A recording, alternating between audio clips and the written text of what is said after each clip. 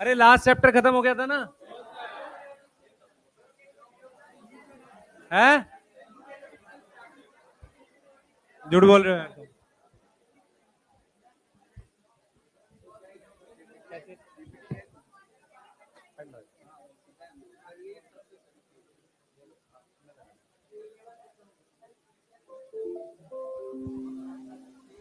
बैठ जाओ बेटा, एक बार फटाफट से स्टार्ट करते हैं।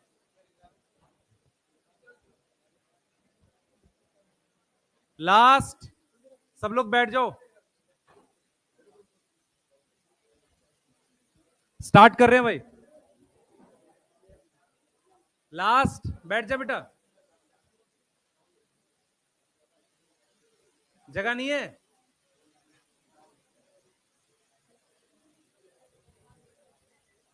ये रूम छोटा किसने करवाया ये? तुमने एमडी सर की क्लास में कुछ गड़बड़ करी थी क्या? है? बैच 3, बैच 3 क्या है? अरे कमिंग सुन बाद में, पहले मैं पढ़ाऊंगा, रुको। पहले सुनो ध्यान से बेटा। कुछ चेंजेस कर रहे थे, उसमें से एक बड़ा चेंज ये है कि पहले हम लोग जो थे 3 दिन आते थे, मैं एमडी सर 5 दिन आएंगे। बायो की डेली आपको एक ही पढ़ाएंगे, उससे आपको बेनिफिट होगा क्योंकि डेली फिजिक्स होगी। सही है? ये आपकी एक डिमांड थी। क्या नहीं आ रही? मैं पूछ रहा हूं क्या नहीं आ रही, कह रहा है आवाज। तो सुनाई कैसे दे रहा है तुझे? सही है भाई।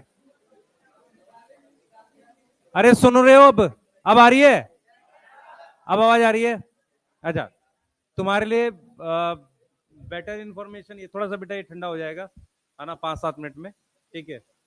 और ये है कि 5 दिन तक आपकी बॉटनी क्लास हुआ करेगी और फिर 5 दिन जूलॉजी। वो ज्यादा ठीक है क्योंकि एक दिन में 2 बॉटनी और 2 जूलॉजी मेरे को नहीं लगता ठीक पड़ेगा। ठीक है? उससे क्या होगा, आपकी डेली एक फिजिक्स और एक केमिस्ट्री हुआ करेगी। ठीक है? ये प्रॉपर एक आपके लिए सही रहेगा। उससे एक गड़बड़ है, मुझे 5 दिन यहाँ रुकना पड़ेगा, जो बहुत खराब चीज है। नहीं है? कौन कौन है हॉस्टल में रुका हुआ है? मजे आ रहे हैं खाने में? फिर पूछ रहे हो क्यों? ठीक है? चलो स्टार्ट करेंगे। बेटा वेदांत तो कुछ नहीं खुलवाना। चलो स्टार्ट करेंगे।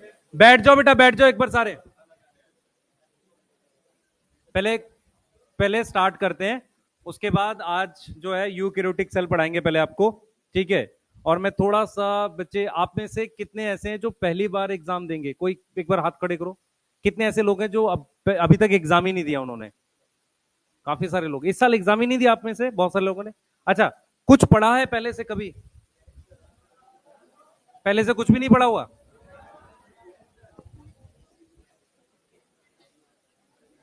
बैठ जाओ, नई जगह है। पीछे एसी चल रहा है? ये वाला है? अरे यार शांति रखोगे तो चलेगा ना। वो वाला चल रहा है कि नहीं पहले बताओ। ये तो बढ़िया चल रहा है, मजा आ रहा है मुझे। चल रहा है? उधर है कोई एक एसी चल रहा है वो? यहाँ बैठ जाके फर्जी बात कर रहा है। बेटा देखो एक बात है, स्टार्ट करते हैं। ठीक है? थोड़ी गर्मी है आजकल बाहर। सही है? हाँ भाई, 1 मिनट। आवाज आ रही है मेरी? ठीक है, पढ़ाना स्टार्ट करते हैं। अच्छा, आपको टेस्ट का कुछ सिलेबस सिलेबस बता दिया था। अब पता नहीं क्या स्टेटस है, होने वाला है कि नहीं टेस्ट, मुझे भी पता नहीं है वो। ठीक है, मैं एक बार पता कर लेता हूँ। कैसे बोले जा रहे हो तुम लोग? मैं कह रहा हूँ मुझे नहीं पता, तुम कह रहे हो नो सर। मुझे खुद नहीं पता वो टेस्ट आपका 1 को है 2 को है। सिलेबस मैंने दे दिया है। प्रोकैरियोटिक सेल आएगा और कुछ चीजें आएगी, मेम्ब्रेन मेम्ब्रेन जो है। ठीक है? क्लियर? सही है? अब ये मत बोलना मैंने मना किया टेस्ट नहीं होगा, मेरे हिसाब से हो रहा होगा। मुझे पता नहीं है, मैं एक बार पूछूंगा, मैं आज ही आया हूं तो मैं एक बार पूछता हूँ। ठीक है? दूसरी चीज बेटा, आप में से जो भी बच्चे नए हैं, कभी भी आपको ऐसा लगे कि तेज जा रहा है तो बताना। पर मैं बहुत ज्यादा स्लो बायो पढ़ाने के बिल्कुल मूड में नहीं हूं कि मैं बहुत धीरे धीरे पढ़ाऊं। ऑनलाइन में क्या होता है कि आप डाउट नहीं पूछ सकते, तो हम बहुत स्लो पढ़ाते हैं। और वो जानबूझ के भी होता है स्लो पढ़ाना, क्योंकि बहुत सारा बच्चा बहुत वीक होता है ना। ठीक है, तो आपको कभी भी कुछ ना समझ में आया करे, आप रोक के पूछ लिया करो। इसका ये मतलब नहीं है कि मैं उड़ा दूंगा, 3 क्लास में चैप्टर करा दूंगा, ऐसा कुछ नहीं है। मैं प्रॉपर पढ़ाऊंगा सारा। पर मैं उम्मीद करूंगा कि आपको अगर कुछ नहीं आता है तो आप डाउट पूछे। पीछे जो बैठे हैं बेटा, सब लोगों के लिए बोल रहा हूँ, आवाज आ रही है मेरी? ठीक है। दूसरी चीज क्या है बेटा, आप अभी जैसे ये वाला वीक है, आपको दिखेगा कि चीजें प्रॉपरली आपको सारी स्मूथ तरीके से हम लोग कर रहे होंगे। क्योंकि क्या हुआ पीछे, ये वाला थोड़ा सा रूम बड़ा था, ठीक है, कुछ बच्चों को शायद दिखा नहीं, इस वजह से फिर वो इसी को इसी में रहने देंगे, इतने में ही करेंगे। ठीक है, आपकी क्लासेस ठीक है, क्लियर है ना? कुछ कुछ और एक्सपेक्ट कर रहे हो मैं बोलूं? हाँ भाई, और कोई दिक्कत किसी की? दिक्कतें सुन लो। हाँ भाई, सुनाई नहीं दे रहा? सुनाई नहीं दे रहा?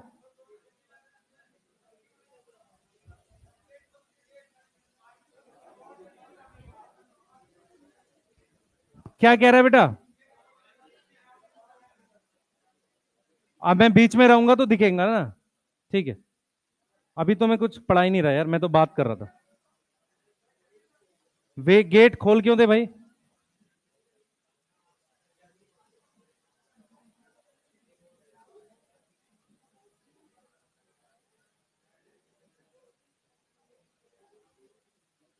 स्टार्ट करते हैं बेटा।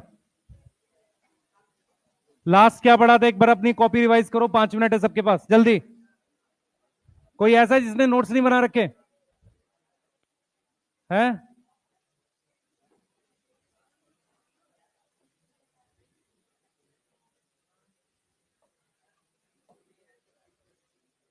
कोई ऐसा है जिसने नोट्स नहीं बना रखे?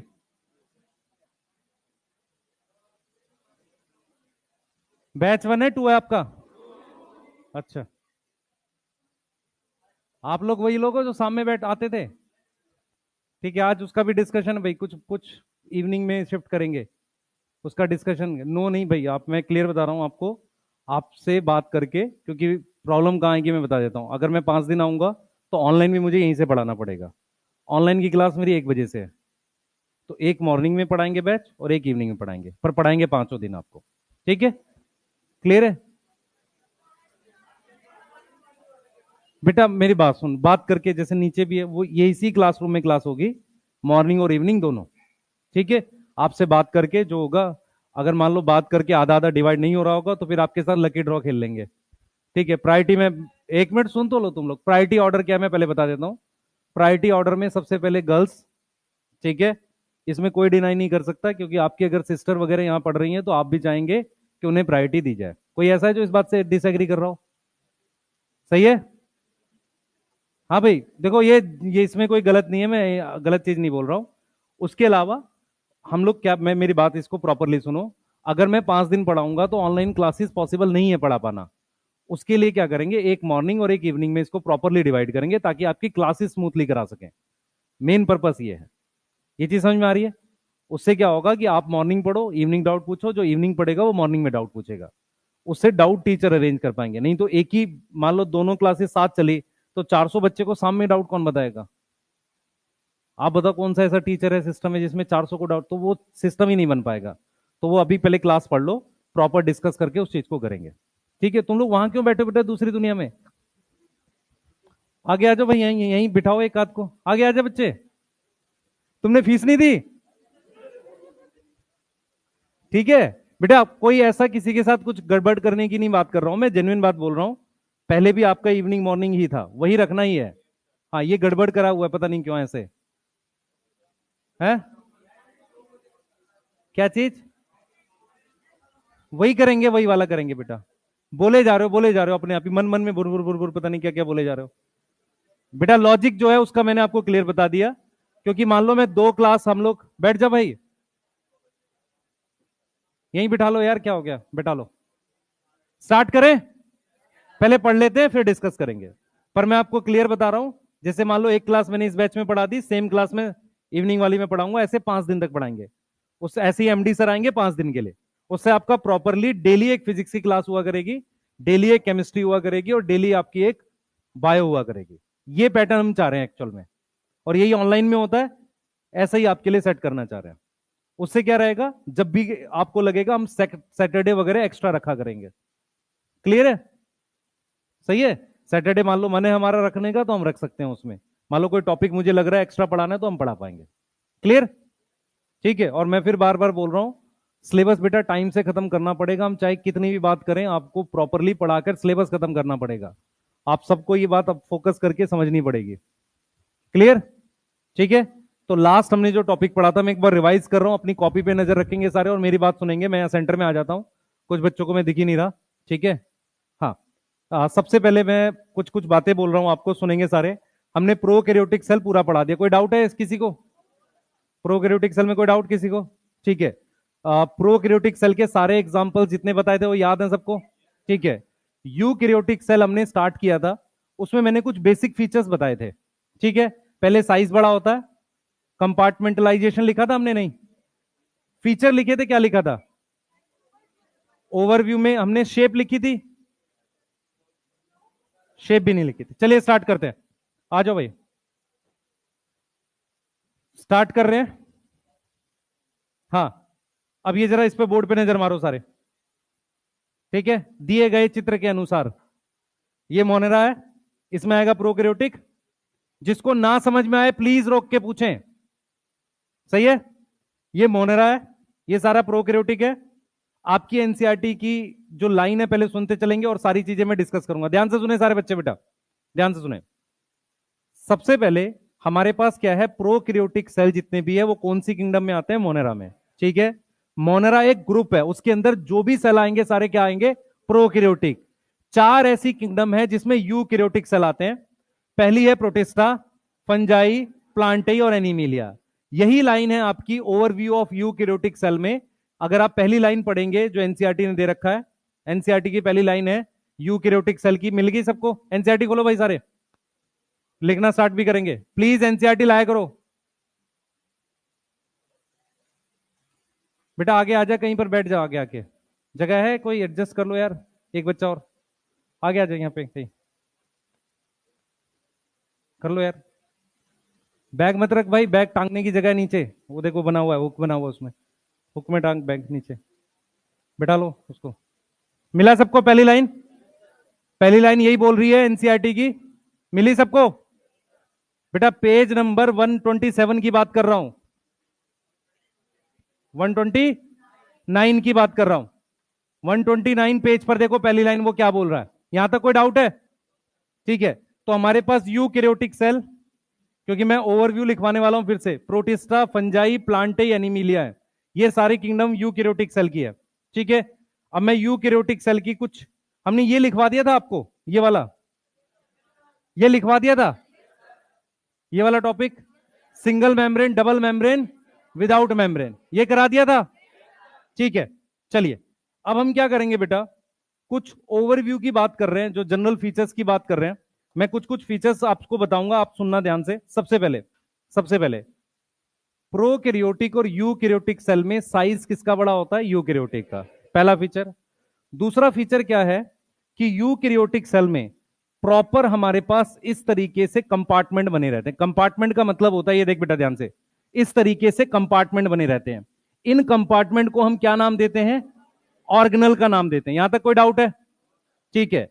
तो आपको तीन चार फीचर याद करने यूकैरियोटिक सेल के। पहला, यूकैरियोटिक सेल में वेल डिफाइंड न्यूक्लियस होता है या न्यूक्लियर एनवलप होती है। दूसरा, यूकैरियोटिक सेल में ये कंपार्टमेंट बने रहते हैं। कंपार्टमेंट का मतलब होता है चैम्बर, तो इसको हम क्या बोलते हैं? ऑर्गेनल। क्या बोलते हैं? ऑर्गेनल बोलते हैं। तीसरा, तीसरा ध्यान से सुनेंगे, तीसरा हम ये बोलेंगे बेटा कि यूकैरियोटिक सेल जो है हमारे पास, पहला तो हो गया न्यूक्लियर मेम्ब्रेन, दूसरी हो गई कंपार्टमेंट, तीसरा फीचर आपको ये याद रखना है कि कुछ लोकोमोटरी स्ट्रक्चर होते हैं, जैसे फ्लैजिला, सीलिया या साइटोस्केलेटल स्ट्रक्चर हमारे पास प्रेजेंट होते हैं। ये फीचर आपने क्या करने हैं, उसके लिए ध्यान रखने हैं। उसके अलावा हमारे पास जो आप यूकैरियोटिक सेल के लिए याद रखोगे, जैसे हमने बात कर ली कि उसका साइज कंपैरेटिवली क्या होगा? बड़ा होगा। उसमें हमने क्या बता दिया बेटा? हमने और क्या बताया? हाँ, हमारे पास कंपार्टमेंट बने हैं। उससे क्या हो रहा है? कंपार्टमेंट क्यों बने हुए, कौन बताएगा? कंपार्टमेंट बनने से क्या फायदा है? अलग रिएक्शन करा सके, मतलब उसके अंदर हम अलग रिएक्शन कराते हैं। बेटा पूरा फोकस मेरी तरफ दो। हम क्या पढ़ रहे हैं? यूकैरियोटिक सेल पढ़ रहे हैं। सबसे पहले हम ये कह रहे हैं बेटा कि यूकैरियोटिक सेल के कुछ बेसिक फीचर है। सबसे पहला फीचर कौन कौन सा है कि कितनी किंगडम जो है उसमें यूकैरियोटिक सेल है। तो सबसे पहले आपके पास कौन कौन सी आ गई? प्रोटिस्टा आ गई, और कौन सी आ गई? फंजाई आ गई, प्लांटेई आ गई, और एनिमीलिया। ये हमारे पास क्या है? यूकैरियोटिक सेल है। इस बात में कोई डाउट है किसी को? नहीं। दूसरा क्या है बेटा? हमारे पास वेल डिफाइंड न्यूक्लियस, जिसको आप क्या बोलोगे? जिसके लिए आप क्या लिखोगे? Nuclear envelope. क्या प्रेजेंट होगी? न्यूक्लियर एनवलप प्रेजेंट है। यस और नो? Yes sir. ठीक है। तीसरी अगर हम बात करें कंपार्टमेंटलाइजेशन, कंपार्टमेंटलाइजेशन का मीनिंग क्या? अगर मान लो डायरेक्ट क्वेश्चन आ जाए भाई, अगर डायरेक्ट क्वेश्चन आ जाए कंपार्टमेंटलाइजेशन है, इसका मीनिंग क्या है? इसका मीनिंग है membrane bound organelles. Membrane bound क्या है? ऑर्गेनल्स प्रेजेंट है। ये समझ में आ रहा है? यस। ठीक है। अगर मैं आपको एक क्वेश्चन दे दूं कि कौन सी ऐसी ऑर्गेनल है which is exception of compartmentalisation, क्या बोलोगे? राइबोसोम। यहां तक समझ में आ रहा है? मान लो मैं एक ऑर्गेनल का नाम पूछूं जो एक्सेप्शन है कंपार्टमेंटलाइजेशन का, उसको क्या बोलेंगे? राइबोसोम बोलेंगे। ये चीज समझ में आ रही है? ठीक है। अब देखो मेरी बात सुनो। उसके अलावा बेटा हमारे पास एक बहुत इंपॉर्टेंट चीज होती है, साइटोस्केलेटल एलिमेंट। साइटोस्केलेटल एलिमेंट ये क्या होते हैं? साइटोस्केलेटल एलिमेंट्स क्या होते हैं? जो सेल के अंदर है। इससे रिलेटेड क्या आ जाएगा आपका? Cilia and flagella. जो किसमें हेल्प करता है बेटा? लोकोमोशन में। किसमें हेल्प करता है? लोकोमोशन में। यहां तक समझ में आ रही है? बोलो, यहां तक समझ में आ रही है? ठीक है। तो प्रोटिस्टा, फंजाई, प्लांटी, एनिमीलिया, ये हमारी चार किंगडम है। ठीक है, जो यूकैरियोटिक सेल की है। ठीक है। वायरस को किस में रखेंगे? वायरस को सेल मानेंगे? वायरस में साइटोप्लाज्म होता है, ग्लाइकोलिसिस होती है, होगी या नहीं? वायरस एटीपी बनाता है, हाँ या ना? हाँ या ना? नहीं बनाता। बनाता है। डीएनए पॉलीमरेज वायरस का बनाता है। डीएनए पॉलीमरेज वायरस होस्ट का यूज करता है। वायरस किसका यूज करेगा? होस्ट का यूज करता है। ठीक है, कोई दिक्कत नहीं है। तो ये कुछ फीचर्स है हमारे पास बेटा। अब इसमें अगर आप चाहो तो प्लांट सेल, एनिमल सेल को अलग कर सकते हो। ठीक है। हमारे पास जो एनिमल सेल है, एनिमल सेल में क्या क्या फीचर है बताओ भाई? सेल वॉल एब्सेंट है, और सेंट्रियोल प्रेजेंट है, और हाँ और कुछ? सेंट्रियोल प्रेजेंट, प्लास्टिड एब्सेंट, और कोई बताओ? प्लास्टिड एब्सेंट, और बताओ? वैक्यूल है नहीं कि छोटा है? छोटा होगा। अच्छा, मैं एक चीज आपसे जानना चाह रहा था।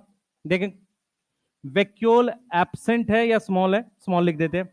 मैं आपसे एक चीज जानना चाह रहा था। हाँ भाई, ये बताना मुझे सब लोग सोच के, लाइसोसोम प्लांट्स में होते हैं, हाँ या ना? हाँ या ना? हाँ भाई, इधर बताओ कुछ लोग। लाइसोसोम लास्ट बेटा, लास्ट बेंच। लाइसोसोम होते हैं प्लांट्स में, हाँ या ना? जल्दी बताओ। नहीं है? होते हैं? सही सही लगा। कहां बैठोगे पर तुम? भाई दरी लाया करो बैग में, एक आध बच्चा कहीं पे एडजस्ट हो भाई। यहां पे कहीं देखो, कोई भी नहीं बिठाएगा तुम्हें। चेयर ले लो, कुछ भी है।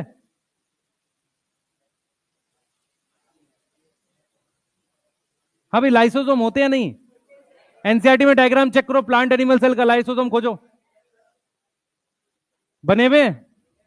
बेटा बैठ जाओ भी, उसको कुछ करते हैं उसका। हाँ भाई, लाइसोसोम होते हैं, हाँ या ना? होते हैं। अब सुनो, मैं जो बोलना चाह रहा हूं बेटा आपको, लाइसोसोम होते हैं, लेकिन क्या होता है, इस चीज को नोट कर लेना, प्लांट के लाइसोसोम का नाम स्फीरियोसोम होता है। एनसीईआरटी ने यह वर्ड यूज नहीं किया है। एनसीईआरटी ने यह वर्ड यूज नहीं किया है। कुछ बुक्स में लिखा रहता है कि प्लांट में लाइसोसोम एब्सेंट होते हैं। ठीक है। तो प्लांट लाइसोसोम का नाम स्फीरियोसोम होता है, ये याद रहेगा बात आपको। ठीक है। एनसीईआरटी मानती है कि प्लांट में लाइसोसोम होते हैं तो होते हैं, उसमें हमें कोई डाउट नहीं है। ठीक है, पर कायदे से लाइसोसोम किस में होना चाहिए? एनिमल सेल में। किस में होना चाहिए? एनिमल सेल में। ठीक है, बोलो। ठीक है बेटा, सही है। और बताओ इसके अलावा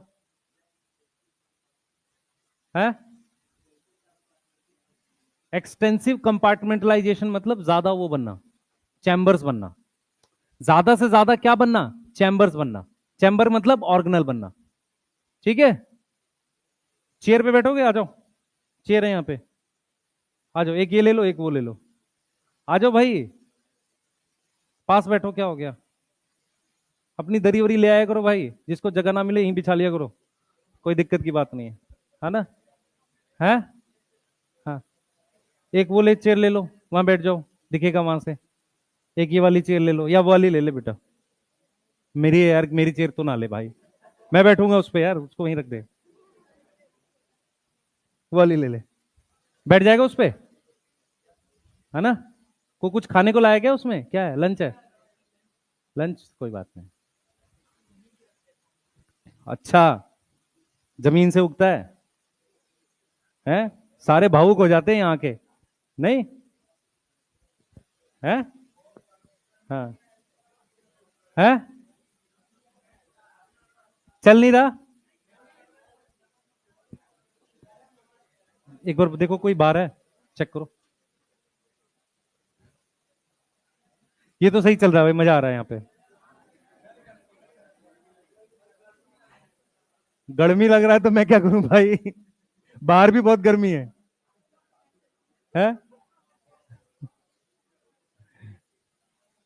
है, ठीक है, बैठ करते हैं यार, उसको नहीं चला होगा, वो चला देगा।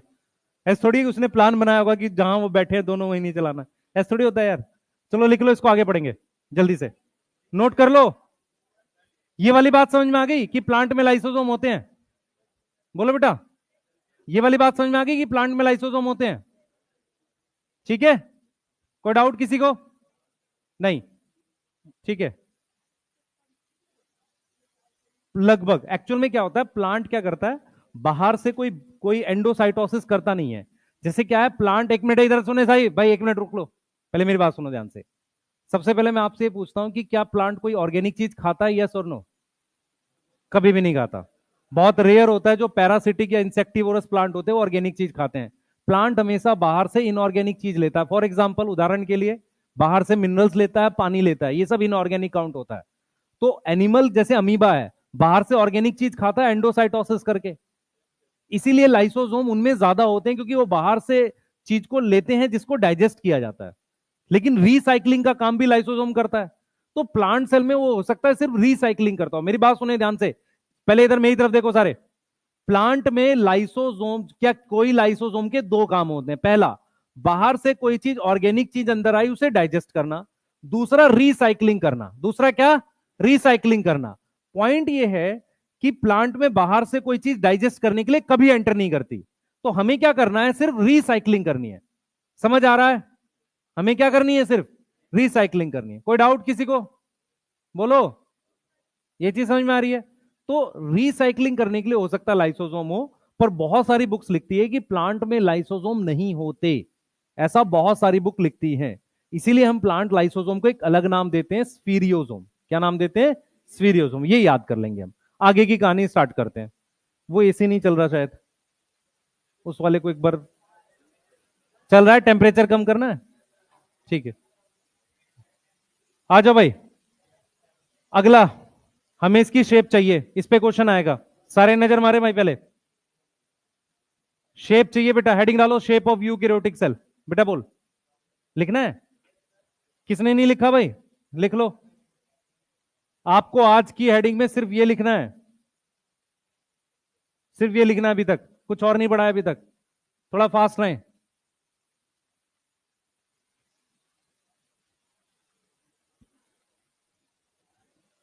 हट जाऊं? ठीक है, एसी के नीचे खड़ा हो जाता हूं थोड़ी देर। हाँ बेटा बोल, तेज बोल। क्वेश्चंस, मैंने क्वेश्चन डिस्कस कर लिए थे जहां तक है, करे हैं मैंने। कर लूंगा, अभी कर लेता। नहीं, मैं यहीं आके करा था मैंने। ठीक है, बेटा वो क्वेश्चन डिस्कस करेंगे। आप सुनो 1 मिनट और भाई, आप डोपा वाला जो असाइनमेंट है ना, उसको मैं आज आपको पूरा कंबाइन, पूरे सेल का 100 क्वेश्चन है, उसको कंप्रेस करके डलवा दूंगा। कंप्रेस का मतलब वो 2 पेज में आ जाएगा है भाई। डोपा की हार्ड कॉपी कैसे दूंगा यार? डीपीपी के मिलेगा ना? नहीं मिला अभी? कोई बात नहीं, दे रहे। काम की बात सुनना जो मैं बोल रहा हूं, मेरी बात समझ ध्यान से। वो वैसे आएगा 5-7 पेज में, उसको कंप्रेस कर देंगे। जिसको प्रिंट करके डोपा सॉल्व करना हो वैसे कर लेना, ऑनलाइन करना हो करना। मैं डोपा डिस्कस जरूर कर दूंगा क्लास में सारा, ठीक है? उसके डाउट्स बता दूंगा, वो इंपॉर्टेंट है। सही है? मैं बार अलग से 10 क्वेश्चन इस पे नहीं लिख पाऊंगा। रीजन क्या है, मैं नॉर्मली ऑनलाइन में क्या करता हूं, क्लास खत्म होने के बाद लिखता हूं। तो अब यहाँ क्लास खत्म होगी, मैं 10 क्वेश्चन लिखूंगा कैसे? है ना, मुश्किल काम है ये। ठीक है, ऑनलाइन में तो क्लास खत्म हो जाती है, तुम अपना फोन करके बंद करके बैठ जाते हो, उसके बाद हम मजदूरी चालू करते हैं फिर, है ना, वही क्वेश्चन। ठीक है, क्लियर है? तो आपको मैं अलग से दे दूंगा उस तरीके से। आ जाओ भाई, इस पे आए। आरबीसी की शेप याद करो पहले सारे, याद करो, दिख रहा है सबको? शेप याद करो। इस बार भाई 1 मिनट और मैं बता देता हूं, इस बार डायग्राम बेस्ड क्वेश्चन आए हैं, तो कृपया करके डायग्राम पे विशेष ध्यान रखें सारे बच्चे। शेप याद करो, सारी लिखी हुई है, दिख रही है? नहीं दिख रही पीछे से? दिख रही है भाई? कौन सा गड़बड़ होगा आपसे? इसके गड़बड़ होने के चांसेस है, ठीक है? और ये वाला, ये राउंड बाइकनकेव है, ये राउंड ओवल है। सही है? ट्रैकिड कैसा है? इलोंगेटेड। याद कर लो जल्दी से, फिर लिखना स्टार्ट करते हैं टेबल बना के। डायग्राम पे क्वेश्चन आएंगे, इस बार आए हैं। और फिर एक चीज और ध्यान रखो बेटा, एंटी का कोई पैटर्न नहीं, अगले साल एक भी क्वेश्चन नहीं होगा। मतलब उनका कोई पैटर्न ही नहीं समझ में आया, है ना? लोग पैटर्न पे वीडियो बनाते, नहीं आता पैटर्न। 5 क्वेश्चन उससे थे, बायोडाइवर्सिटी से, है ना? सही, कोई मतलब ही नहीं उस चैप्टर से 5 क्वेश्चन का। ठीक है, तो कोई पैटर्न नहीं है, सारा करके जाओ। एक चीज मैं जनरली मानता था, डायग्राम नहीं दे सकते, रीजन क्यों होता है? डायग्राम प्रिंट करने में खर्चा ज्यादा आता है, क्योंकि वो ज्यादा जगह लेता है। दूसरा, डायग्राम साफ नहीं आता, मतलब मेरी सोच ये है, क्योंकि क्या 25 लाख पेपर प्रिंट करने हैं, तो कॉस्ट भी तो बचानी है सरकार को। तो वो क्या करते हैं, एक तो साफ नहीं आता डायग्राम प्रिंटिंग में ना, साफ नहीं आता। इस वजह से मुझे लगता था वो नहीं देंगे, है ना? पर इस बार उन्होंने 2-3 दे दिए, और बहुत सारे बच्चों के वही गलत हुए हैं, है ना? कुछ बच्चों के मतलब हो गए गलत। चलो स्टार्ट करते हैं। हैं? ये क्या है? अच्छा, उधर भी? भाई वाह। हाँ आप बताओ। गेट खोल दूं? क्यों? सफोकेशन हो रही है? खोल लो, और गर्मी होगी यार गेट खोलने से। चलो भाई, लिखना स्टार्ट करो सारे, बना लो जल्दी से। आरबीसी बनाओ जल्दी, राउंड एंड बाइकनकेव, जल्दी फास्ट। ये बताओ, अमीबॉइड का क्या मतलब होता है? ऐसा कोई और एक सेल बताओ, डब्ल्यूबीसी के अलावा। डब्ल्यूबीसी में ही होते हैं ना हमारे पास, अमीबा हो सकता है। इसकी डब्ल्यूबीसी में ये सब आते हैं, मोनोसाइट इसी में आते हैं, हैं? मोनोसाइट इसी में आते हैं, और न्यूट्रोफिल इसी में आते हैं। हमने इनको क्यों लिखा अमीबॉइड? क्योंकि ये फैगोसिटिक होते हैं। कैसे होते हैं? फैगोसिटिक। मोनोसाइट और न्यूट्रोफिल लिख दिया है, एग्जांपल है डब्ल्यूबीसी के। हाँ भाई, ये कैसा था? कॉलमनर, लॉन्ग और नैरो। शेप याद करनी है भाई सबको, कोई गड़बड़ नहीं। नर्व सेल, लॉन्ग ब्रांच, सही है? ठीक है। Tracheids, elongated. Mesophyll cell, round and oval. आपसे जो क्वेश्चन पूछेगा इस पे पूछ सकता है। अगर मुझे पूछना हो, मान लो मुझे पेपर बनाना है, मैं इसका पूछूंगा, ठीक है? जो ना बने, ठीक है? पेपर में बनाऊं तो मेरे हिसाब से मैं ये पूछूंगा, क्योंकि ये नहीं बनेगा। है? नहीं नहीं, मैंने पेपर नहीं बनाया अभी भाई, चिंता ना कर। 2 तारीख के पेपर से वो तो आसान सा आएगा। कर लो जल्दी से, हो गया? लिख लिया? जल्दी से फास्ट लिखो, चलो। चलिए अब सबसे पहले हम लोग अब मेरी तरफ देखेंगे सारे बच्चे, अगर आपने लिख लिया है तो ठीक है, बना लो जल्दी से जिन्होंने नहीं बनाया। ठीक है,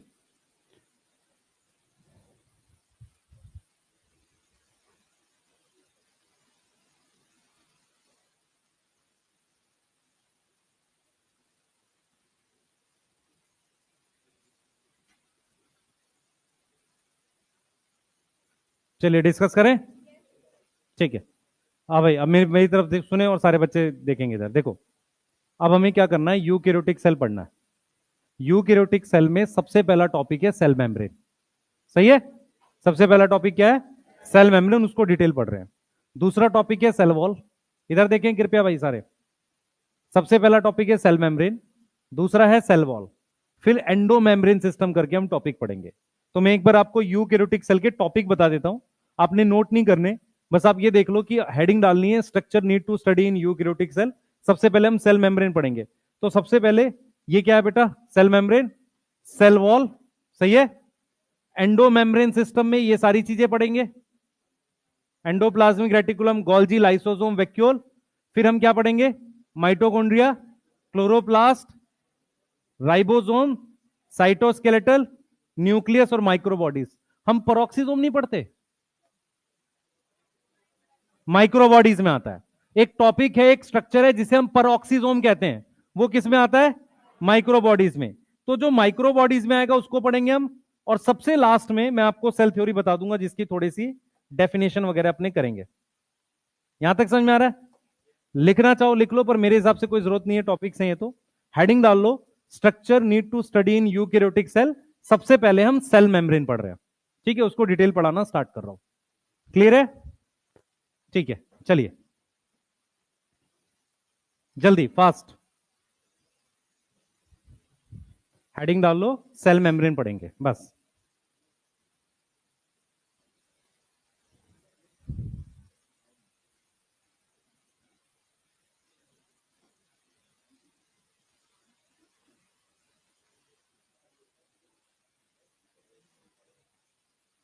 चले, ठीक है, स्टार्ट करते हैं। अब मेरी तरफ ध्यान से सुनेंगे सारे बच्चे, इधर देखें, अगर लिख लिया तो सुनो। पहले हम कैसे पढ़ेंगे, मैं पूरा टॉपिक बताऊंगा, उसके बाद हम लोग इसको डिस्कस करते हुए लिखेंगे भी और समझेंगे भी। प्लीज बोर्ड की तरफ ध्यान रखें, जो पीछे बैठे हैं खासकर उनके लिए कह रहा हूं बेटा।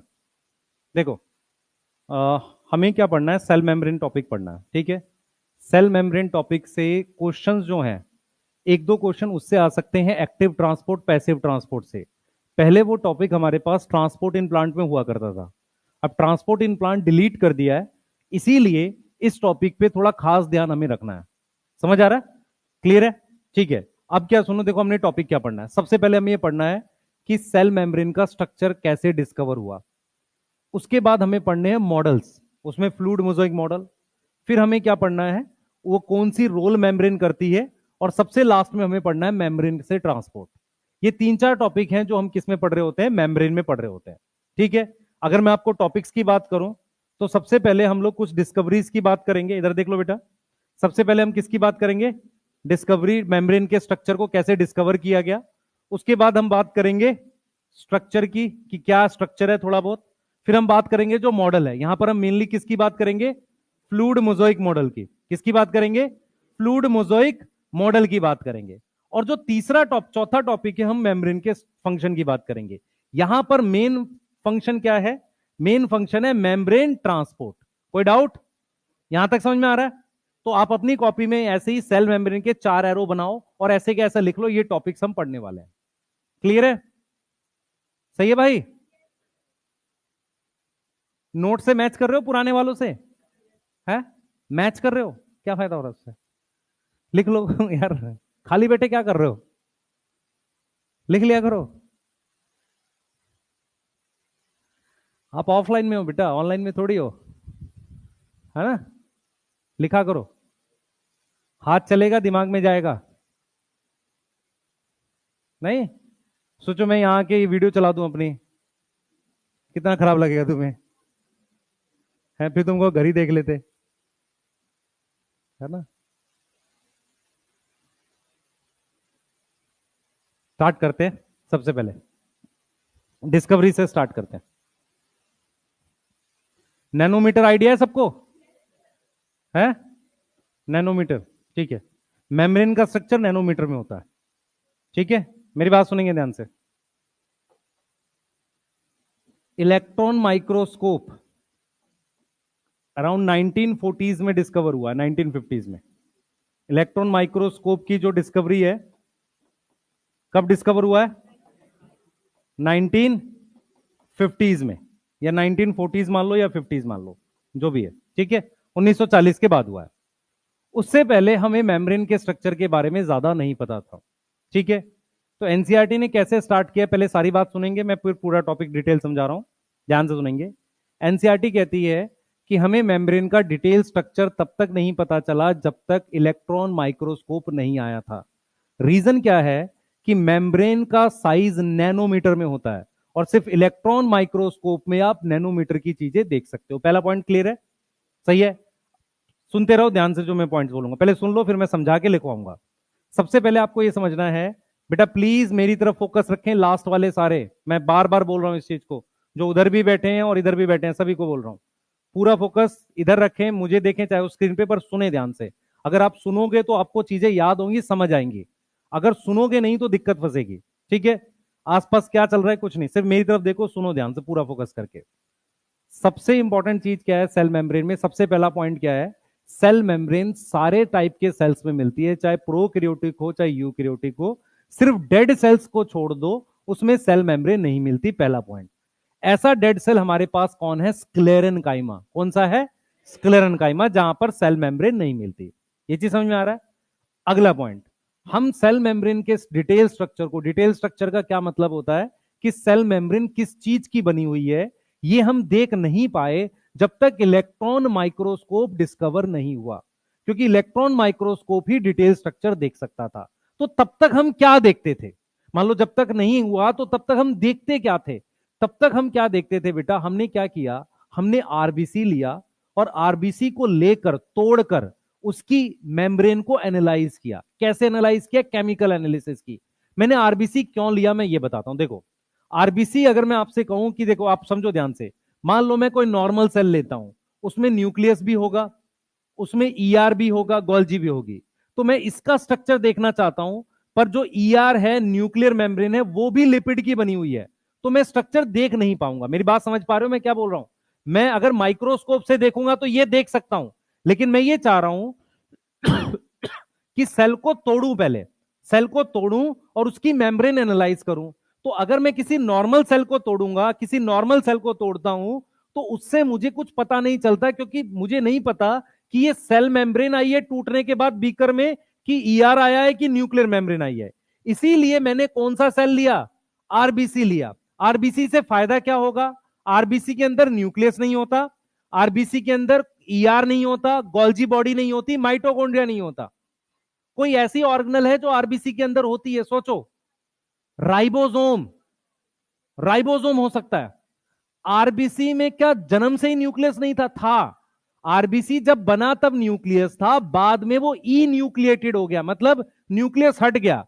तो न्यूक्लियस ने आरएनए बनाया, राइबोसोम प्रेजेंट होता है, वो 120 दिन के लिए प्रोटीन बना सकता है, पर आरबीसी में कोई भी मेम्ब्रेन नहीं होती। तो मैंने देखा कि अगर मैं किसी मेम्ब्रेन को माइक्रोस्कोप से नहीं देख पा रहा हूं, तो मैं क्या करूंगा? मैं आरबीसी लूंगा, उसकी मेम्ब्रेन तोड़कर उसमें एनालाइज करूंगा कि क्या क्या केमिकल है। मेरी बात समझ में आ रही है? ये बात क्लियर है सबको? बोलो। तो सबसे पहला आपको यह समझना है कि सेल मेम्ब्रेन सारे प्रकार के सेल्स में होता है एक्सेप्ट डेड सेल्स। दूसरा, सेल मेम्ब्रेन का स्ट्रक्चर हम तब तक नहीं देख पाए जब तक इलेक्ट्रॉन माइक्रोस्कोप नहीं आया। तब तक के लिए हमने किसका मेम्ब्रेन एनालाइज किया? आरबीसी। क्या मैं आरबीसी को माइक्रोस्कोप में देख रहा था? नहीं, मैं उसकी केमिकल एनालिसिस कर रहा था। तो मुझे केमिकल एनालिसिस से पता चला कि आरबीसी की जो मेम्ब्रेन है वो बनी है लिपिड और प्रोटीन की। क्लियर है? ठीक है, तो हम स्टार्ट करते हैं इस बात को बेटा यहां से, कि सेल मेम्ब्रेन, ध्यान से सुने बेटा, सेल मेम्ब्रेन कहां प्रेजेंट है? कहां प्रेजेंट है?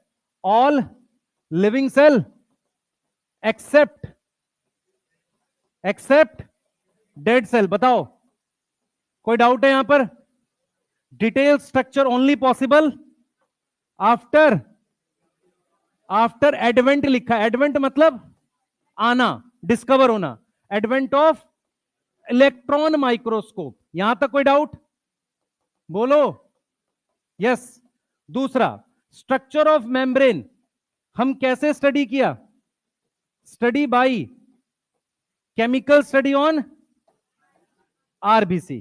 Chemical study on RBC. Why RBC? क्योंकि इसमें no membrane bound organelle, no membrane bound organelle. अब देखो मेरी बात सुनो, विदाउट मेम्ब्रेन बाउंड ऑर्गेनल में तुम्हारे पास क्या क्या है? एक होता है न्यूक्लियोलस, तो न्यूक्लियस नहीं है तो न्यूक्लियोलस नहीं होगा। सेंट्रियोल, आरबीसी डिवाइड नहीं करता तो सेंट्रियोल की जरूरत नहीं है।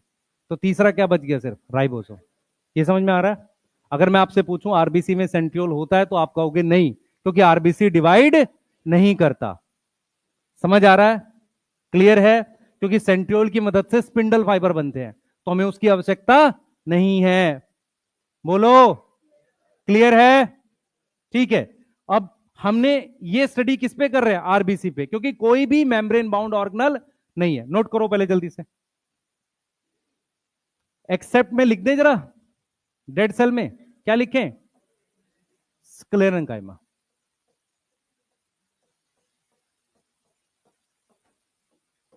नोट कर लो बेटा जल्दी से। क्या नहीं होती? स्क्लेरेंकाइमा डेड सेल है, मेम्ब्रेन मर चुकी है उसकी। मर चुके होने का मतलब डीकंपोज हो गई है। सिर्फ उसमें क्या बचती है? हार्ड लेयर बचती है बाहर। ठीक है बेटा, कोई सेल जिंदा रहने के लिए उसकी मेम्ब्रेन होनी चाहिए, तभी चीजें उसमें से बाहर और अंदर मूव करेंगे। क्लियर?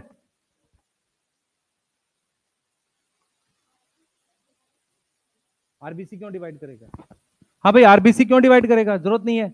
नया आरबीसी बनाते हैं बोन मैरो में जो स्टेम सेल है, तो वो डिवाइड करेगा ना, आरबीसी क्यों डिवाइड करना? ठीक है, और कोई पूछो कुछ।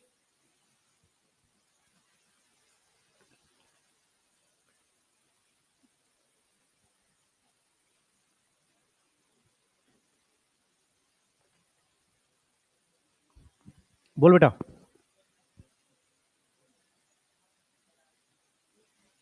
न्यूक्लियस नहीं है बेटा, आरबीसी बड़ा सेल है। आरबीसी का साइज 7 नैनोमीटर, 7 माइक्रोमीटर होता है, तो नॉर्मल माइक्रोस्कोप में दिखता है। और किसी भी सेल को अगर तू माइक्रोस्कोप में देखेगा ना, तो न्यूक्लियस उसका स्टेन होता है। तो आरबीसी का तो स्टेन हो नहीं रहा था, तो हमें यह पता था कि आरबीसी में न्यूक्लियस नहीं है, ये पता था हमें। तो हमने सोचा कि क्यों ना एक ऐसा सेल लिया जाए जिसकी मेम्ब्रेन को स्टडी किया जाए, जिसमें सिर्फ सेल मेम्ब्रेन हो। और वो कौन सी स्टडी कर रहे हैं? केमिकल। जैसे मान ले मैं तेरे से, इधर देख इधर देखो सारे, ये मार्कर है, इसकी अगर मैं केमिकल स्टडी करूंगा तो मैं ये देखूंगा ना किस चीज का बना हुआ है।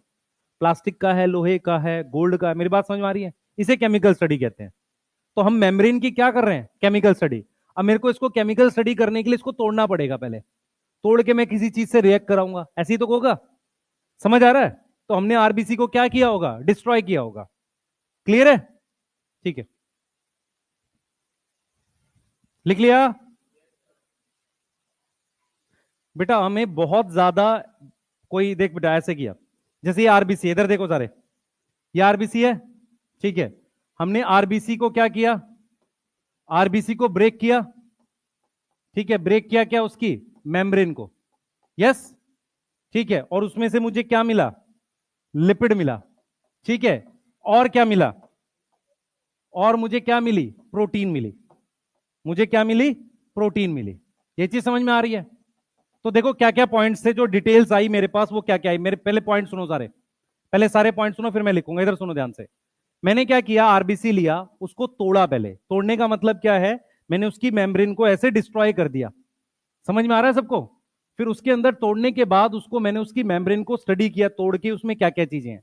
तो मुझे दो चीजें मिली। मुझे मेनली क्या मिला? लिपिड, और दूसरा क्या मिला मुझे? प्रोटीन। ये दो चीजें मिली।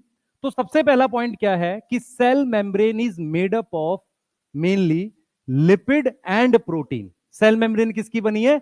लिपिड और प्रोटीन की। पहला पॉइंट समझ में आ रहा है? दूसरा पॉइंट, लिपिड जो है हमारे पास फॉस्फोलिपिड है। कौन सा है? फॉस्फोलिपिड है। ये चीज समझ में आ रही है? तीसरा पॉइंट, फॉस्फोलिपिड इस तरीके से अरेंज है, ध्यान सुनेंगे, फॉस्फोलिपिड कैसे अरेंज है? बाइलेयर। बाइलेयर समझ में आता है? डबल लेयर की फॉर्म में, जिसमें हाइड्रोफिलिक पार्ट बाहर की तरफ है और हाइड्रोफोबिक ये वाला ये अंदर की तरफ है। ये ऐसे, ये चीज समझ में आ रही है सबको? बोलो बेटा। ये वो पॉइंट्स हैं जो आरबीसी से हमें मिले, और ये एनसीईआरटी लिखती भी है। एनसीईआरटी कहती है सबसे पहले कि सेल मेम्ब्रेन किसकी बनी है? Cell membrane is made up of lipid and protein. किसकी बनी है? लिपिड की और प्रोटीन की। पहला पॉइंट क्लियर है सबको? ठीक है। दूसरा पॉइंट, लिपिड कौन सा है? फॉस्फोलिपिड। क्या है? फॉस्फोलिपिड। Yes, phospholipid. अब मेरी बात सुनो, फॉस्फोलिपिड में भी मेनली क्या है बेटा हमारे पास? लेसिथिन। क्या है वो? लेसिथिन है। एनसीईआरटी ने फॉस्फोलिपिड को पहले लिखा हुआ था फॉस्फोग्लिसराइड। मैं बताता हूं क्यों। इधर मेरी तरफ देखेंगे सारे बच्चे, पहले एक डायग्राम पे नजर मारेंगे। ये वाला डायग्राम है, सबको ये दिख रहा है? ये क्या है? याद करो, मैंने पढ़ाया हुआ ये क्या है? ग्लिसरॉल। कोई ऐसा जिसको ना पता हो? मैं दोबारा बताऊं? हाथ खड़े करो। ठीक है, इधर ध्यान देंगे सारे बच्चे, कृपया किधर ध्यान दे सारे। 3 कार्बन दिख रही है सबको? 3 कार्बन के एल्केन को प्रोपेन बोलते हैं। ठीक है, उस 3 कार्बन पर मैंने 3 OH ग्रुप जोड़े हुए हैं। इस कंपाउंड का नाम क्या है? ग्लिसरॉल। जैसे भाई कॉमन नेम होता है ना, इस कंपाउंड का कॉमन नेम क्या है? ग्लिसरॉल। ये ग्लिसरॉल लिख दिया मैंने यहां पे। अब मेरी बात सुनो, इस ग्लिसरॉल पर आपको एक चीज समझनी है। एक चीज होती है फैटी एसिड। ना व्हाट इज फैटी एसिड? ये कार्बन की ऐसे, ये कार्बन की चेन है और उस पर COH ग्रुप है। कार्बन की लंबी चेन और साथ में COH ग्रुप को हम क्या बोलते हैं? Fatty acid. कितने बच्चों को यह पता है कि अगर मैं COH ग्रुप को OH से रिएक्ट कराऊं ईस्टर बॉन्ड बनेगा? ये पता है सबको? कोई ऐसा जिसको ना पता हो ये बात? 10th क्लास में पढ़ा हमने। एसिड को अल्कोहल से रिएक्ट कराएंगे तो क्या बनेगा? ईस्टर। तो मैं क्या पढ़ा रहा हूं सुनो ध्यान से। मैंने यहां पर एक फैटी एसिड जोड़ा, ठीक है, दूसरा फैटी एसिड यहां जोड़ा इस वाले पे, और तीसरे वाले पर क्या जोड़ा? फॉस्फेट। यस, आप देखो इधर, इस वाली कार्बन पर ये क्या है? Fatty acid. इस वाली कार्बन पर क्या है? Fatty acid. और इस वाली कार्बन पर क्या है? फॉस्फेट। रिपीट करूं फिर से, फिर सुनेंगे सारे। मेरे पास कार्बन है 3, 1 2 3, तीनों कार्बन पर OH ग्रुप है। पहला पॉइंट याद हो रहा है? हां। उसके बाद मैंने क्या किया है? 2 कार्बन पर जो OH ग्रुप है इससे COH को रिएक्ट कराया। एक फैटी एसिड यहां जोड़ा, एक फैटी एसिड यहां जोड़ा, तीसरी कार्बन पर फॉस्फेट जोड़ दिया। इसे हम फॉस्फोलिपिड कह रहे हैं, या एक और नाम है फॉस्फोग्लिसराइड। मेरी बात सुनो ध्यान से। अगर मैं 3 फैटी एसिड जोड़ता तो ग्लिसरॉल पर 3 फैटी एसिड जुड़े, triglyceride.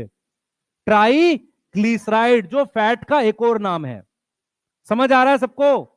3 OH group 3 fatty acid जोड़ता तो उसे बोलता ट्राइग्लिसराइड, जो फैट का एक और नाम है।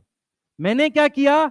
एक फैटी एसिड जोड़ा, 2 फैटी एसिड जोड़े, और तीसरे पे क्या जोड़ा? फॉस्फेट। इसीलिए इसको एक और नाम देते हैं फॉस्फोग्लिसराइड। क्लियर है? तो हम यहां पर क्या पॉइंट बोल रहे हैं? देखो ध्यान से सारे बच्चे फिर से। लिपिड इज अ फॉस्फोलिपिड, उसे हम एक और नाम दे सकते हैं फॉस्फोग्लिसराइड। अब मेरी बात सुने ध्यान से। बिस्किट बहुत टाइप के आते हैं, उसमें एक पार्ले जी हो सकता है, एक ब्रिटानिया का हो सकता है। ऐसे ही फॉस्फोलिपिड कई तरह के होते हैं, उसमें एक टाइप है लेसिथिन। क्लियर है? क्या हमें डिटेल पढ़ना है बायोमोलिक्यूल में? अभी सिर्फ आपको क्या याद करना है कि फॉस्फोलिपिड की एक टाइप है, क्या नाम है उसका? लेसिथिन। क्लियर? याद रहेगा? अब इधर देखो एक बार फिर से, इस वाले स्ट्रक्चर पे आते हैं, बनाने के लिए टाइम भी दूंगा। जब आपने यहां फॉस्फेट जोड़ दिया, देख रहे हो, इस वाली कार्बन पर फॉस्फेट जोड़ दिया, उससे ये वाला चीज बन गई। ये क्या बन गया? हाइड्रोफिलिक। तो फॉस्फेट की वजह से जो चीज बनी वो वाटर लविंग थी। क्या थी? Water loving. Yes, hydrophilic. ये जो 2 चेन है, ये वाली, मेरी बात समझ में आ रही है? ये जो 2 चेन है ये किसकी थी? फैटी एसिड की। किसकी थी? फैटी एसिड की। तो ये जो फैटी एसिड है, ये फैटी एसिड ही क्या है? हाइड्रोफोबिक। एनसीईआरटी इसको लिखती है सैचुरेटेड हाइड्रोकार्बन। मतलब भाई कार्बन की चेन है ना, देखो मेरी बात सुनो ध्यान से, कार्बन की चेन अगर उसमें सिंगल बॉन्ड हो तो उसे बोलेंगे सैचुरेटेड, अगर डबल और ट्रिपल हो तो अनसैचुरेटेड। यहां पर कोई डाउट किसी को नहीं। तो फैटी एसिड आप सैचुरेटेड भी जोड़ सकते हो, अनसैचुरेटेड भी जोड़ सकते हो। एनसीईआरटी ने सेल मेम्ब्रेन वाले टॉपिक पे क्या क्या लिखा है सुनेंगे ध्यान से। एनसीईआरटी कहती है कि हमने बायोकेमी हमने हमने इन्वेस्टिगेशन करी, केमिकल इन्वेस्टिगेशन करी आरबीसी की, हमें पता चला कि membrane is made up of lipid and protein. Lipid जो है वो फॉस्फोलिपिड है, उसका एक और नाम फॉस्फोग्लिसराइड है क्योंकि वो ग्लिसरॉल से बना है। सही है, ग्लिसरॉल से बना है। फॉस्फोग्लिसराइड में दो फैटी एसिड है जो क्या है, हाइड्रोफोबिक, पानी को रिपेल करने वाले हैं। और फॉस्फेट की वजह से क्या बना है, हाइड्रोफिलिक। क्या बना है, हाइड्रोफिलिक। यहां तक कोई डाउट किसी को, यहां पर कोई डाउट पूछ लो बेटा एक बार, पूछो भाई। पहले बता रहा हूं यहां पे अगर आप डाउट नहीं पूछोगे आपके साथ दिक्कत है फिर। किसी को कोई डाउट है यहां पे, पूछो प्लीज पूछो। कोई नहीं पूछेगा है? लेसिथिन लिपिड है। मैं क्या बोल रहा हूं ध्यान से सुन, मैंने बोला तुझे ग्लिसरॉल पर दो फैटी एसिड जोड़े और तीसरी जगह जाके फॉस्फेट जोड़ दिया, उसे मैंने फॉस्फोलिपिड जोड़ा। बोला अब सुन ध्यान से, ये फॉस्फोलिपिड में ये जो एच है ना, यहां एक्स होता है, यहां क्या होता है, एक्स। इस एक्स पे अलग अलग कंपाउंड जोड़ते हैं तो टाइप ऑफ फॉस्फोलिपिड बनता है। वो हमें अभी नहीं पढ़ना, हमें तो सिर्फ ये याद करना है कि फॉस्फोलिपिड क्या है, एक तरह का लिपिड है जिस पर दो फैटी एसिड जुड़े हुए हैं और क्या जुड़ा हुआ है, फॉस्फेट जुड़ा हुआ है। उससे क्या बन रहा है, एक ऐसा स्ट्रक्चर बन रहा है जो हाइड्रोफिलिक भी है और हाइड्रोफोबिक भी है। कोई डाउट है बोलो। तो हम यहां पर क्या लिख रहे हैं, देखो हम यहां पे क्या लिख रहे हैं, अब देखो यहां पर इस वाले पे आ जाते हैं। लिपिड इज फॉस्फोलिपिड, क्या नाम है उसका, लेसिथिन। तीसरी बात क्या है बेटा, फॉस्फोलिपिड में मेरे पास एनसीईआरटी ने लिखा हाइड्रोकार्बन चेन। हाइड्रोकार्बन चेन कैसी है, हाइड्रोफोबिक है, बोलो बेटा। हाइड्रोफोबिक, एनसीईआरटी ने सैचुरेटेड लिख दिया है पर सैचुरेटेड जरूरी नहीं है लिखना, हाइड्रोफोबिक है, ठीक है। एंड फॉस्फेट क्या है, हाइड्रोफिलिक। फॉस्फेट क्या है, हाइड्रोफिलिक, यस। फॉस्फेट वाला पार्ट क्या है, हाइड्रोफिलिक। अब लिपिड कैसे अरेंज है, लिपिड कैसे अरेंज है, arrange in bilayer, arrange in bilayer. यहां तक समझ में आ रहा है। और कैसे अरेंज है कि हाइड्रोफोबिक पार्ट अंदर की तरफ है, क्लियर है, हाइड्रोफोबिक पार्ट अंदर की तरफ है, इनर साइड, ठीक है। एंड हाइड्रोफिलिक आउटर साइड में। किसी को ना समझ में आ रहा हो, बेटा राइटिंग ऐसी है मेरी, वो साफ नहीं होने की। इधर से काम चलाओ, इधर इधर देखो भाई, ये वाला क्या है, हाइड्रोफोबिक, ये दोनों एक दूसरे की तरफ है। और ये वाला पार्ट क्या है, हाइड्रोफिलिक, ये पानी की तरफ है। मान लो चारों तरफ पानी है, हाइड्रोफोबिक एक दूसरे के कांटेक्ट में आ गया, हाइड्रोफिलिक पानी की तरफ है।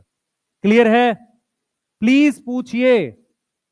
और एक नई बात पता चली एमडी सर से, भाई मैं डरा रहा हूं तुम लोगों को, एमडी सर कह रहे डर लगता है तुम्हें। किसको डर लगता है भाई, और किसको नहीं लगता, हाथ खड़े करना। तो डर नहीं लगता भाई बिल्कुल भी, है? बाहर मिल तुम मुझसे, है तुम्हें भी नहीं लग रहा, अच्छा बताता हूं, रुक जा, बाहर मिलियो। इधर देखो भाई, ये वाला हो गया, ये वाला समझ में आ रहा है। अच्छा ये बेटा मैंने ये वाला पार्ट एक बार पढ़ाया था आपको, शायद कुछ बच्चों को याद होगा, मैंने ये पहले भी पढ़ाया है कुछ दिन पहले। मैं सिर्फ आपको ये समझा रहा हूं, एनसीईआरटी की लाइनें ध्यान से देखो, वहां पर उसने सैचुरेटेड लिख दिया है पर मेम्ब्रेन में दोनों होता है, सैचुरेटेड और अनसैचुरेटेड दोनों होता है। मैं आपको एक उदाहरण से समझाता हूं। किसी को याद है पाल्मिटिक एसिड, 16 कार्बन का, कैसा है, सैचुरेटेड है। अरेकिडोनिक एसिड 20 कार्बन का, अनसैचुरेटेड है। तो मेम्ब्रेन में दोनों होता है पर एनसीईआरटी ने लिख दिया, सिर्फ ऐसे ही लिख दिया उसने। क्लियर है, मेम्ब्रेन में दोनों होता है, सैचुरेटेड भी होता है और अनसैचुरेटेड भी होता है, यस। याद रहेगा, ये वाली बात समझ में आ रही है, पहले ये लिख लो फिर इसको दिखा रहे हैं। ये वाला लिख लो। चलो भाई नोट करो।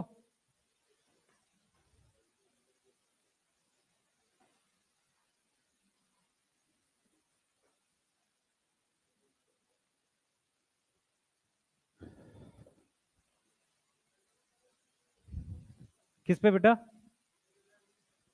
जो डायग्राम पढ़ाया था मैंने वो एनसीईआरटी में नहीं है ना। जो एनसीईआरटी का डायग्राम है उस पे क्वेश्चन बनेगा, करा रहा हूं, टेंशन ना ले, वो कराऊंगा। हम्म, सही में? क्यों, यहाँ पे हवा नहीं लग रही है? यहाँ बैठ जाओ, चेयर लेके बैठ जाए यहाँ।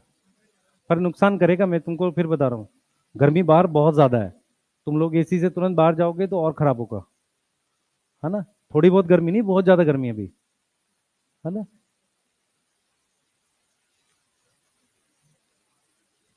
हाँ,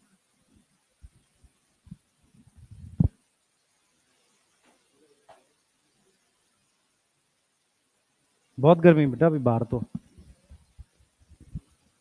हाँ, और वो वेस्ट बंगाल में कुछ तूफान उफान आ रहा है? हैं, इधर भी आएगा वो?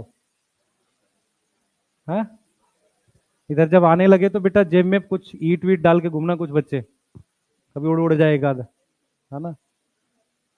सही है, ईट वगैरह होती है ना, जेब में रख लेना अपने। हैं? हाँ, लिख लिया?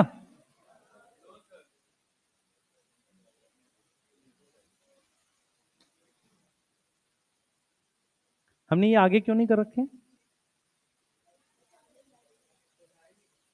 कौन जाएगा? तो आगे रखना चाहिए। उससे पास रहोगे ना बेटा, एक का ऐसे मारने में आसान रहेगा। हाँ बता। एनसीईआरटी में लिखा हुआ है। मेरी बात सुन, पता कैसे चला मैं तेरे को बताता हूँ, इधर देख बेटा, इधर देखो, ये मैंने एक बार एक्सप्लेन किया था, नीट है देखो। इधर सुनो बेटा, इधर सुनो, एक बार बोर्ड पे मेरी तरफ देखो सारे बच्चे। मान लो ये सरफेस एरिया, सतह है, ये मान लो एक सरफेस एरिया है, ठीक है? सरफेस एरिया मान लो, ये टोटल सरफेस एरिया 100 है। जो लिपिड मिला मान लो वो 120 है। इसका क्या मतलब हुआ? ये 140 है। इसका मतलब सिंगल लेयर में नहीं होगा ना, पूरी तरह डबल भी नहीं होगा।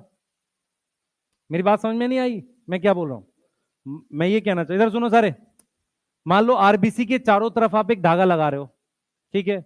उस धागे की लेंथ आ रही है 100, ठीक है? वो उसका सरफेस एरिया है। मैं आपको ये कहना चाह रहा हूं कि जो लिपिड मिला ना, अगर मैं उस लिपिड को किसी बीकर के अंदर ऐसे फैला दूं, इस तरीके से फैला दूं सिंगल लेयर को, तो वो जो सरफेस एरिया वो 100 से ज्यादा आ रहा है। इसका मतलब वो सिंगल लेयर में नहीं है। ऐसे पता चला होगा, मेरी बात समझ पा रहे हो? भाई पता कैसे चला डबल लेयर में? मान लो अगर मैं सिंगल लेयर का सरफेस एरिया निकालूं, जैसे मान लो मेरे पास ये बॉटल है, इसका कुछ सरफेस एरिया है, सरफेस एरिया 100 आ रहा है। अब मेरे पास जो इसका मैंने प्लास्टिक निकाला तोड़ के, ठीक है, वो 100 से ज्यादा आ रहा है उसका सतह। तो इसका मतलब हो सकता है डबल लेयर में हो प्लास्टिक। मेरी बात समझ पा रहे हो? इस तरीके से पता चला होगा डबल लेयर में। क्लियर है? सही है? बोलो। इस तरीके से कुछ आइडिया लगता है, नहीं तो आइडिया नहीं लगेगा। चले, बोल बेटा। बैठ जा, बैठ के पूछना, खड़ा क्यों रहा है? इनके बीच में एक्चुअल में दो हाइड्रोफोबिक चीज आपस में अट्रैक्ट हो जाएगी। ऑयल की दो ड्रॉप रखेगा, चिपक जाएगी, हाइड्रोफोबिक बॉन्ड है। अभी तो पढ़ाया नहीं क्वासी फ्लूइड, लग गई क्या? बच्चे देख मेरी बात समझ ध्यान से, असल में क्या है, पानी है चारों तरफ, हाइड्रोफोबिक चीज आपस में एक दूसरे को अट्रैक्ट करती है। जैसे ऑयल की दो ड्रॉप पानी में डालेगा ना, तो आपस में जुड़ जाएगी। जो ग्लिसरीन होती है ना, जिसको क्या नाम है, तुम लोग गुलाब जल में मिला के लगाते हो त्वचा कोमल करने के लिए, कुछ ऐसे बच्चे भी हैं, ठीक है? या उसको जब अल्सर्स हो जाते लगाते हैं, उसको पानी में डाल के देखेंगे ना, दो तीन ड्रॉप, वो हाइड्रोफोबिक होती है, वो प्रॉपर ड्रॉप्स जुड़ेंगी उसकी। सही है? ठीक है, और पूछो। तू भी लगाता भाई? लगाए ना कर, पढ़ाई पे ध्यान दे। बस भाई, पढ़ाई कर लो यार।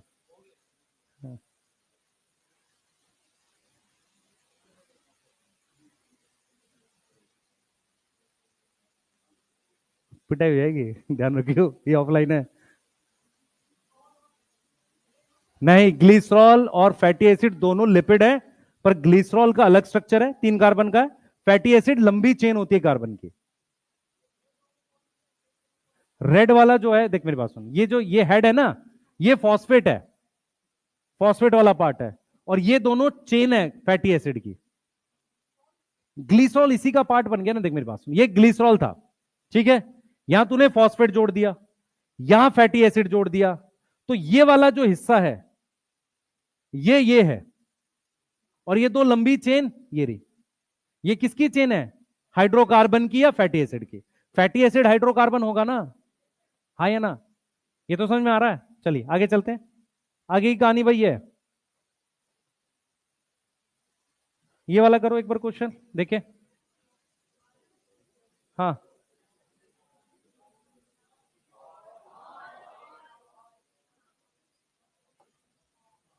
इसलिए तुम्हारी पिटाई करने का मन करता है।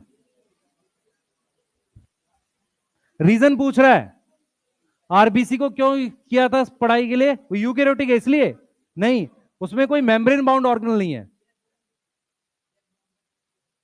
हाँ, हमारे पास कोई आरबीसी को हमने क्यों लिया था? क्योंकि उसमें कोई मेम्ब्रेन बाउंड स्ट्रक्चर नहीं है। बोलो, समझ आ रहा है? अगर आपसे पूछा जाए आरबीसी के क्या फीचर है, तो इट्स ऑल आएगा, पर ये फीचर थोड़ी पूछ रहा है। उसको स्टडीज में क्यों लिया? क्योंकि मेम्ब्रेन बाउंड ऑर्गेनल नहीं है। मेन रीजन यही था। एक्चुअल में क्या था, अगर मैं कोई और सेल लेता, उसमें क्या होती? ऑर्गेनल होती, और उसमें मेम्ब्रेन होती। तो मैं पढ़ना चाहता हूं आरबीसी की सेल मेम्ब्रेन, पर जब मैं उसको तोड़ता तो दूसरी मेम्ब्रेन भी तो आती। भाई मुझे कैसे पता वो कौन सी मेम्ब्रेन है? मेरी बात समझ में आ रहा है? जैसे मान ले मैं कोई नॉर्मल सेल तोड़ू, इधर देख, मान ले तेरे पास आरबीसी है और ये कोई नॉर्मल सेल है, नॉर्मल सेल है।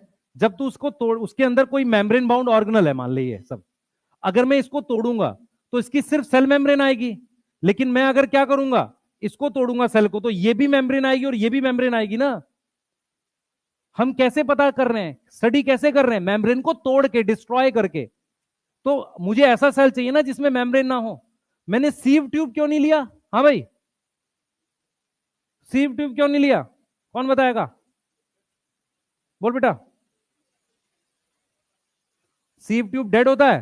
नहीं नहीं, लिविंग होता है, लिविंग होता है बेटा। और कोई रीजन? साइज स्मॉल होता है। और कोई रीजन? अच्छा इधर देखो, ये सीव ट्यूब का सेल है, इसमें एक बड़ा सा सेंट्रल वैक्यूल होता है। समझ आया किसी को? अब नहीं आया? अरे समझ आया? सीव ट्यूब में एक वैक्यूल है, उसकी भी तो मेम्ब्रेन है। सोचो भाई, सीव ट्यूब जो होता है ना, सीव ट्यूब पानी का उसका खाने का ट्रांसपोर्ट करता है, उसके बीच में एक बड़ा सा वैक्यूल होता है। जब हम ट्रांसपोर्ट इन प्लांट पढ़ाते थे ना, वहां पर ये बताते थे, या जाइलम फ्लोएम जब पढ़ाते हैं वहां बताते हैं कि सीव ट्यूब जो होता है उसमें बीच में एक बड़ा वैक्यूल होता है। इसका मतलब उसमें मेम्ब्रेन बाउंड ऑर्गेनल है ना एक, तो हम उसको ले नहीं सकते। हमें ऐसी कोशिका और सेल लेना है जिसमें कोई भी मेम्ब्रेन बाउंड स्ट्रक्चर ना हो। डन है? बोलो, ठीक है। किसमें? हाँ हो सकती है, मैं तो तेरे को लॉजिकल चीजें समझाने की कोशिश कर रहा हूं। दूसरा एक चीज और है, मैं प्लांट सेल नहीं ले सकता क्योंकि पहले मुझे सेल वॉल तोड़नी पड़ेगी। सेल मेम्ब्रेन तक पहुंचने के लिए मुझे क्या करनी पड़ेगी? Cell wall. ऐसा हम कब करते हैं? बायोटेक याद है किसी को? आइसोलेशन ऑफ डीएनए, पहले सेल वॉल तोड़ते हैं सेलुलेज से, यस, उसके बाद हम सेल मेम्ब्रेन तोड़ पाते हैं। और सेल मेम्ब्रेन तोड़ने के लिए कोई एंजाइम नहीं चाहिए। आप सिंपल क्या करो, सेल मेम्ब्रेन को ऐसे सॉल्यूशन में रख दो जिससे वो सेल फट जाए। कौन सा सॉल्यूशन होगा? हाइपो या हाइपर? पानी भरना चाहिए सेल के अंदर, हाइपो। हाइपो में रखोगे, पानी भरेगा, सेल फट जाएगा। यस, सही है, ठीक है। चलते हैं आगे, आगे बात करते हैं बेटा। देखो मेरी बात सुनो ध्यान से, मैं टॉपिक पे बात कर रहा हूं फिर से। ये वाले में कोई डाउट है किसी को?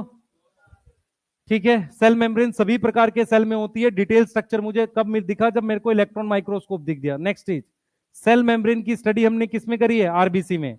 अगला पॉइंट, हमने यहां पर बोला है कि सेल मेम्ब्रेन का जो स्ट्रक्चर है उसमें हमने ये बोला है कि सेल मेम्ब्रेन किसकी बनी है? लिपिड की और प्रोटीन की। यस, ठीक है। लिपिड कौन सा है? फॉस्फोलिपिड, और उसमें मेनली लेसिथिन। और हमारे पास उसका एक और नाम है फॉस्फोग्लिसराइड। वो कैसे अरेंज होते हैं? बाई लेयर में। यहां तक ठीक है, क्लियर है? अब आगे चलते हैं। देखो अब हम क्या कर रहे हैं बेटा, मेरी बात सुने ध्यान से। अब हम क्या कर रहे हैं, हमने उसके बाद आरबीसी को की मेम्ब्रेन को और ज्यादा एनालाइज किया और हमें कुछ चीजें पता चली, वो ध्यान से सुनना, ठीक है? जो मैं अब बताने जा रहा हूं। देखो एनसीईआरटी ने क्या करा है, एनसीईआरटी ने बोला है कि पहले हमने क्या किया, आरबीसी को लिया क्योंकि उसमें मेम्ब्रेन नहीं थी। हमने पता लगाया कि आरबीसी की मेम्ब्रेन या कोई भी सेल मेम्ब्रेन लिपिड और प्रोटीन की बनती है। अब हमने क्या किया, उसमें और टेस्ट किए। और टेस्ट किसके लिए? कार्बोहाइड्रेट के लिए टेस्ट किए और चीजों के लिए टेस्ट किए। तो हमें पता चला कि किस तरह की प्रोटीन होती है और क्या है, और भी डिटेल्स हमें पता चले। तो उन्होंने क्या बोला है बेटा, उन्होंने बोला है कि जो आरबीसी है, आरबीसी में, क्योंकि आरबीसी की मेम्ब्रेन काफी एक्टिव होती है। तो मेम्ब्रेन एक्टिव होने का क्या मतलब है भाई? हाँ ये बताएं जरा। मेम्ब्रेन एक्टिव होने का मतलब होता है कि आरबीसी की मेम्ब्रेन बहुत ज्यादा काम कर रही है। कृपया इधर ध्यान रखें, बहुत ज्यादा काम कर रही है। इसका सीधे सीधे मतलब यह है कि उस पर ज्यादा प्रोटीन होगी। तो आरबीसी की मेम्ब्रेन काफी एक्टिव होती है, तो प्रोटीन परसेंटेज हाई होती है। प्रोटीन की परसेंटेज क्या है? हाई होती है। और वो कितनी होती है? एनसीईआरटी ने बोला है लगभग 52% प्रोटीन है, यस। और 40% के आसपास क्या है? लिपिड है, यस। और 8% अदर है जिसमें कार्बोहाइड्रेट हो सकता है, यस। कार्बोहाइड्रेट या कोई और लिपिड हो सकता है। यहां तक समझ में आ रहा है? ठीक है, अब मैं जो चीजें बताऊंगा उसको सुनना ध्यान से। हमारे पास on the basis of, on the basis of ease, ease का मतलब होता है कितनी आसानी से, एक्सट्रैक्शन, ईज ऑफ एक्सट्रैक्शन, कि कितनी आसानी से कोई चीज निकल सकती है। हमारे पास जो प्रोटीन है बेटा, उसकी टाइप होती है, टाइप ऑफ प्रोटीन होती है। एक प्रोटीन होती है उसे कहते हैं इंटीग्रल, मेम्ब्रेन के अंदर। ये आरबीसी से ही पता चला हमें। इंटीग्रल प्रोटीन ये, इधर देखो भाई, इधर ध्यान दो सारे। ये प्रोटीन आर पार जा रही है, देख रहे हो, इधर से इधर आर पार। इसको हमने क्या नाम दे दिया? इंटीग्रल। क्या नाम दे दिया? इंटीग्रल। अब ये देखो जरा, एनसीईआरटी में ध्यान दो, ये वाली प्रोटीन कैसी है? ये वाली कैसी है? इधर देखो सारे, इधर देखो। इंटीग्रल प्रोटीन को निकाल पाना, ध्यान दो बच्चे, इंटीग्रल प्रोटीन को निकाल पाना मुश्किल होता है। अगर आप उसको निकालोगे तो मेम्ब्रेन डैमेज करनी पड़ेगी। ये पेरिफेरल प्रोटीन है, इसको आसानी से आप हटा सकते हो। समझ आ रहा है? तो कितनी आसानी से हटा सकते हो उसके हिसाब से। इंटीग्रल प्रोटीन क्या होती है? पार्शली, पार्शली मतलब थोड़ी, या फुली, पूरी तरीके से बरीड होती है किसमें? मेम्ब्रेन में। तो इसका मतलब अगर आप ध्यान से देखो इस वाली को, ये पार्शली बरीड है, ये वाली पार्शली बरीड है, तो ये भी क्या है? इंटीग्रल है, यस। ये वाली क्या है? पेरिफेरल है। ये क्या आ गया भाई?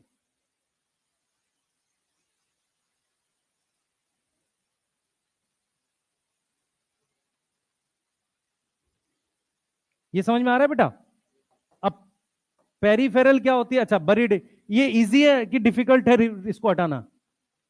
डिफिकल्ट है ना, डिफिकल्ट टू रिमूव, यस। अब इधर देखो, दूसरी मेरे पास कौन सी है? पेरिफेरल। पेरिफेरल कौन सी होती है? Easy to remove, yes. अब मेरी बात सुनना ध्यान से, इधर देखेंगे सारे बच्चे, मेरी तरफ देखो सारे।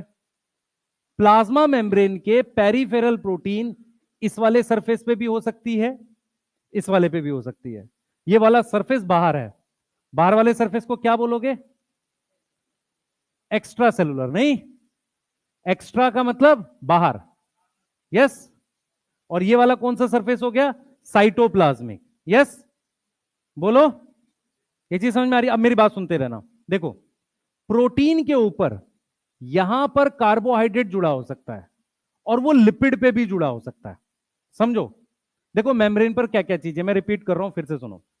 मेरे पास एनसीईआरटी कहती है कि जब हमने आरबीसी की बायोकेमिकल इन्वेस्टिगेशन करी तो हमें यह पता चला कि उसमें जो प्रोटीन है उसका अमाउंट ज्यादा है लिपिड से। ये चीज समझ में आ रही है? क्योंकि वो मेम्ब्रेन बहुत ज्यादा काम करती है। जब आप रेस्पिरेशन पढ़ोगे, ब्रीदिंग पढ़ोगे, तो वहां पर पढ़ाया जाता है एक टॉपिक की क्लोराइड शिफ्ट होता है, तो उसके लिए चैनल चाहिए कुछ। यस, उसके लिए क्या चाहिए? चैनल चाहिए। तो वो चैनल किसकी मेम्ब्रेन पर है? आरबीसी की मेम्ब्रेन पर। ये चीज समझ में आ रही है? अब जो आरबीसी की मेम्ब्रेन पर हम ये कह रहे हैं काफी प्रोटीन है। प्रोटीन दो तरह की होती है, एक होती है इंटीग्रल। इंटीग्रल क्या होती है? आर पर ऐसे होगी, और ये जो है ना बेटा ऐसे आर पर, ये रिसेप्टर्स होते हैं, इस तरीके के ये चैनल होते हैं। तो अगर आपसे कोई कहे कि इंटीग्रल प्रोटीन के एग्जाम्पल बताओ, तो आप एग्जाम्पल में लिख सकते हो रिसेप्टर, और क्या लिख सकते हो? चैनल्स। ये समझ में आ रहा है? ये किसके एग्जाम्पल्स हैं? इंटीग्रल के। पेरिफेरल होती है जिसको आसानी से हटा सकते हैं बिना मेम्ब्रेन डैमेज करे। बिना मेम्ब्रेन डैमेज करे हम किसको हटा सकते हैं? पेरिफेरल प्रोटीन को हटा सकते हैं। हाँ बेटा,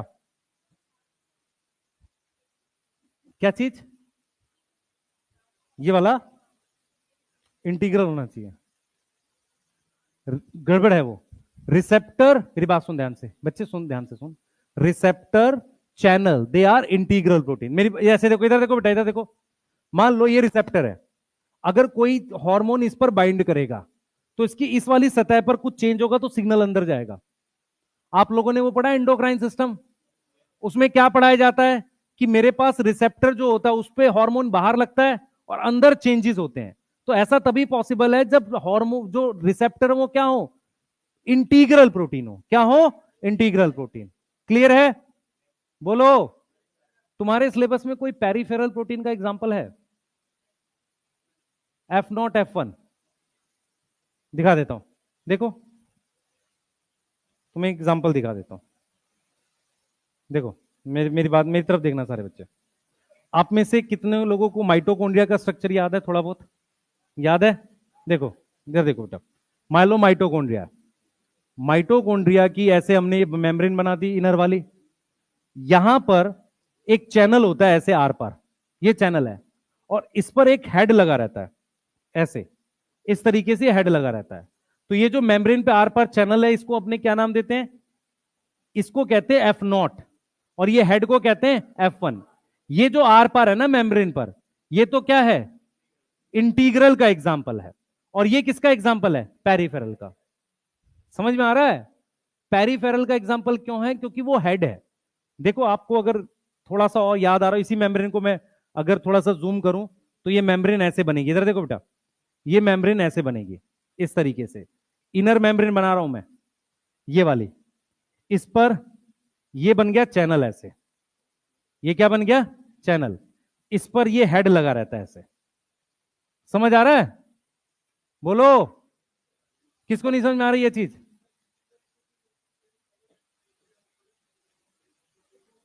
क्या चीज?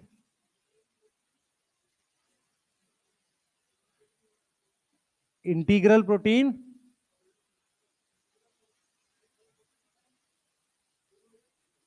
इंटीग्रल और पेरिफेरल एक होता है? नहीं नहीं, अलग होता, बोल तो रहा हूं। साथ में होते हैं, जरूरी नहीं है, हो सकता है वो तो। बेटे मेरी बात सुनो ध्यान से, एक मिनट भाई, इधर देखो ध्यान से। यहां पर इंटीग्रल और पेरिफेरल साथ में है। कई बार क्या होगा, सिर्फ चैनल प्रेजेंट होते हैं। कई बार सिर्फ क्या होंगे? चैनल प्रेजेंट होंगे। तो चैनल अकेले भी प्रेजेंट हो सकता है। सही है? ये जरूरत के हिसाब से है। बस आपको जो समझा रहा हूं ये इस पे फोकस करेंगे हम थोड़ा सा। पेरिफेरल को आसानी से आप हटा सकते हैं, इंटीग्रल को आसानी से हटा नहीं सकते। क्लियर है? बोलो, पेरिफेरल का एग्जाम्पल क्या है मेरे पास? F1 of F0 F1 particle, या उसका एक और नाम होता है एटीपेज। यस, ये नाम है। क्लियर है? जल्दी बोलो बेटा। अब मेरी बात इधर देखें सारे बच्चे, इधर देखो एक बार सारे, इधर देखो एक बार, पहले देख लो। ये मेरे पास क्या है बच्चे? इधर देखो, ये मेरे पास शुगर जुड़ी हुई है। यस। तो अगर मेरे पास प्रोटीन पर शुगर जुड़ी हो, तो उसको हम क्या नाम दे देते हैं? ग्लाइकोप्रोटीन। यस। और अगर लिपिड पर शुगर जुड़ी हो, तो क्या नाम दे दोगे? ग्लाइकोलिपिड। ये समझ में आ रहा है? ये समझ में आ रहा है? हाँ भाई, पूछ, क्या पूछना बच्चे? कहां जा रहा था? एसी के अंदर? उससे क्या हो जाएगा? अब सुन, मेरी मेरी बात सुन ध्यान से, मेरी तरफ देखें सारे बच्चे, एक स्ट्रक्चर समझा रहा हूं आपको, उस पर नजर मारो जो मैं अब समझाने जा रहा हूं आपको। थोड़ा सा इंपॉर्टेंट है, एक बार देखना ध्यान से सारे।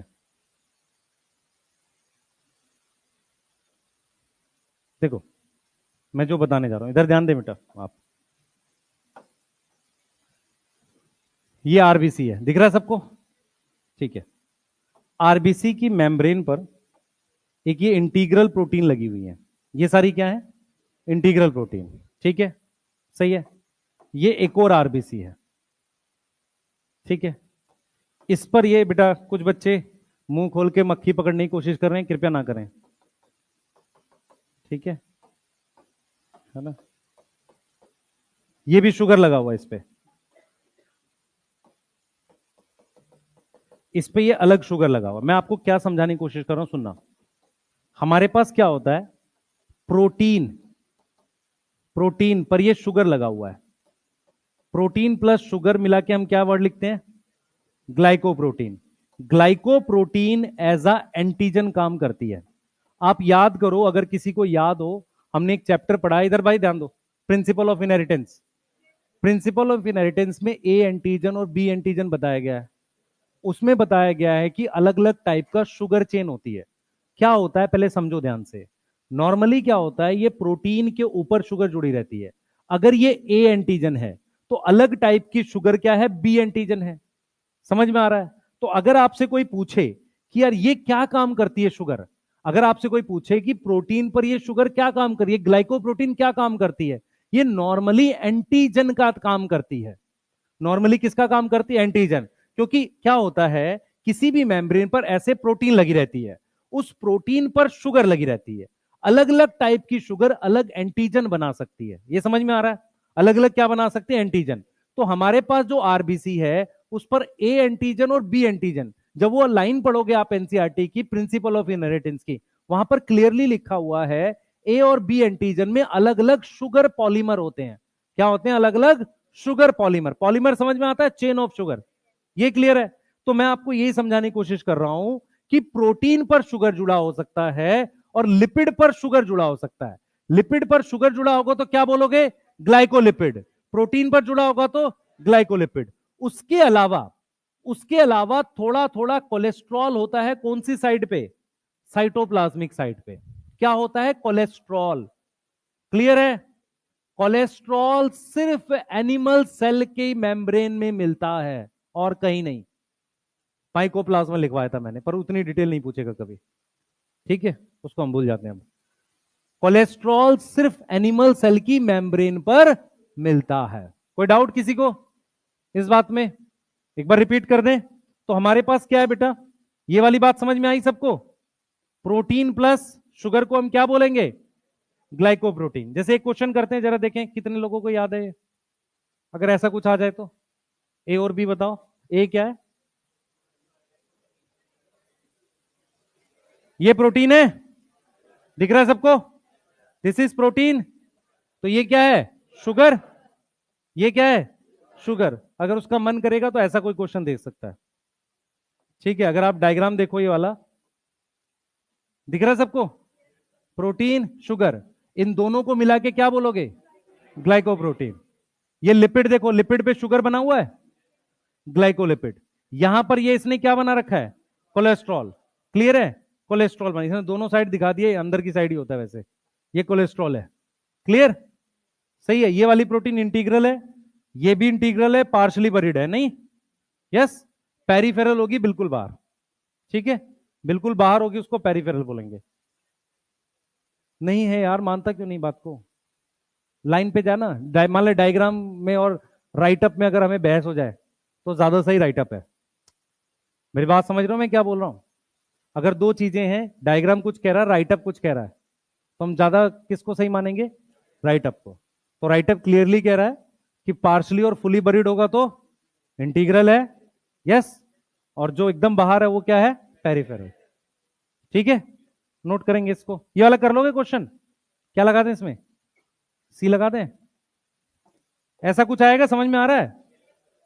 है ना, ये वाला लिख लो आप पहले, ये लिख रहे थे ना, ये नोट कर लो जल्दी, बोल तेज, बोल तेज। यूकैरियोटिक सेल का सेल मेम्ब्रेन स्ट्रक्चरली सिमिलर है प्रोकैरियोट से। हाँ लगभग लगभग, बस डिफरेंट क्या होता है, प्रोटीन का अमाउंट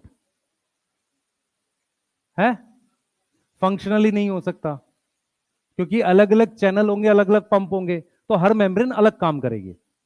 स्ट्रक्चरली सिमिलर हो सकता है, फंक्शनली नहीं हो सकता। एक मिनट सुने भाई सब लोग, यूकैरियोट की जो सेल मेम्ब्रेन है वो स्ट्रक्चरली लगभग सबकी सेम होगी, फंक्शनली अलग कैसे होगी, अमाउंट ऑफ प्रोटीन के हिसाब से, जिसमें ज्यादा प्रोटीन वो सेल ज्यादा काम कर रहा है।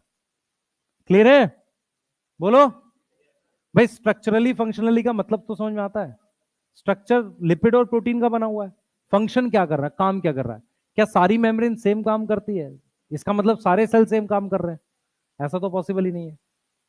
नहीं, एक तुम्हें उदाहरण से समझाता हूं, इधर देखो भाई सारे, एक मिनट रुकेंगे सारे, बता दूं, नहीं बता देता हूं। ये तुम्हारे पास ब्लड है मान लो, ठीक है, इंसुलिन कौन बनाता है, पेनक्रियाज ने इंसुलिन डाल दिया इसमें। हाँ भाई, ये इंसुलिन पेनक्रियाज ने डाल दिया, ठीक है। इंसुलिन का काम क्या होता है,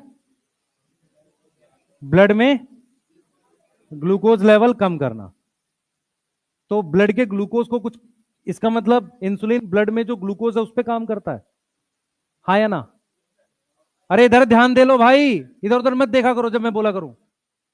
मैं क्या पूछ, तुम लोग समझते नहीं हो, पहले स्टार्टिंग के चैप्टर्स में मैं कॉन्सेप्ट पे बात कर रहा होता हूं, सुना करो। इंसुलिन ब्लड में से ग्लूकोज कम करता है, क्या वो ग्लूकोज पे काम करता है, नहीं। उसका टारगेट सेल कौन है, लिवर सेल है। टारगेट सेल कौन है, लिवर सेल है। तो लिवर सेल के सरफेस पे जो उसकी प्लाज्मा मेम्ब्रेन है, उस पर ऐसे रिसेप्टर होते हैं जिस पर इंसुलिन लग सकता है। ऐसे रिसेप्टर तेरे स्किन सेल पे नहीं है, नहीं तो स्किन सेल भी काम कर लेता। इसका मतलब क्या हुआ, स्किन सेल की मेम्ब्रेन और लिवर की मेम्ब्रेन अलग है, क्योंकि उस पर अलग टाइप के रिसेप्टर या इंटीग्रल प्रोटीन है। तो स्ट्रक्चरली मतलब लिपिड प्रोटीन है, but they are functionally different. कोई भी मेम्ब्रेन क्या काम करती है यह निर्भर करता है कि उस पर कौन सी प्रोटीन है, क्योंकि वही प्रोटीन, क्योंकि आप सोचो इंसुलिन आपके ब्लड में है तो पूरी बॉडी में घूम रहा होगा ना, काम लिवर सेल क्यों कर रहा है, क्योंकि लिवर सेल पर उसका रिसेप्टर प्रेजेंट है। और रिसेप्टर अभी बताया कौन सी प्रोटीन होती है, इंटीग्रल प्रोटीन होती है।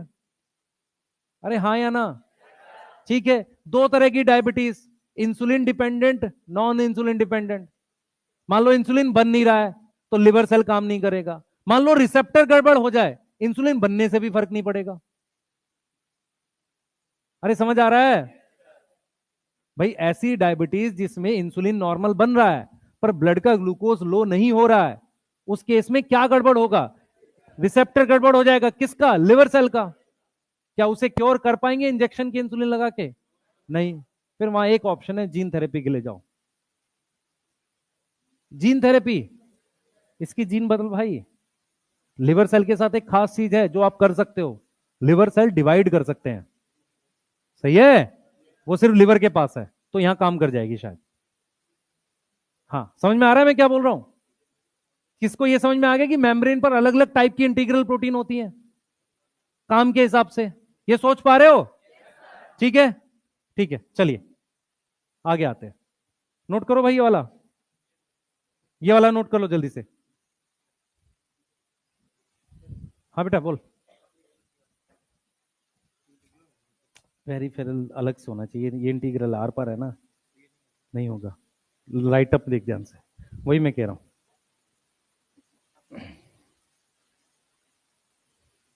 हो गया भाई, लिख लिया।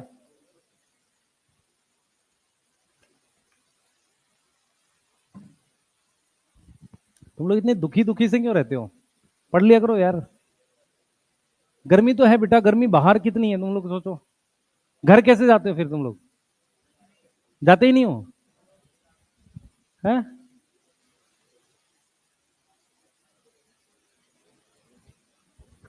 लिख लो बेटा एक बार।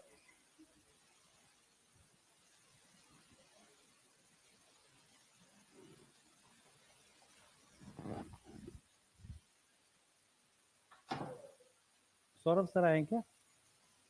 एक बार देखना, नीचे आए हैं तो देख के आओ। सौरभ सर को जानते हो? एक बार देखो आए क्या। अरे लिख लिया, जल्दी बोलो।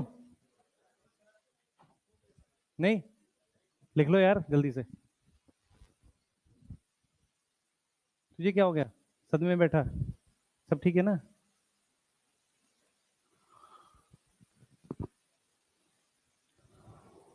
अभी तो बारिश भी आएगी बेटा, ठंडी भी आएगी, तो फिर कैसे पढ़ोगे तुम ना? है, ठंड में तो एक सीट कम हो जाएगी और हाँ, रजाई ओढ़े बैठे रहोगे यहाँ पे। 8 बजे क्लास कैसे करोगे तुम लोग ठंड में? है, कह रहा है बिना ना। चलो लिख लिया।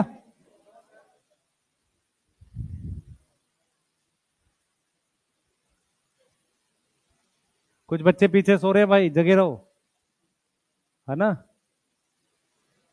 हाँ,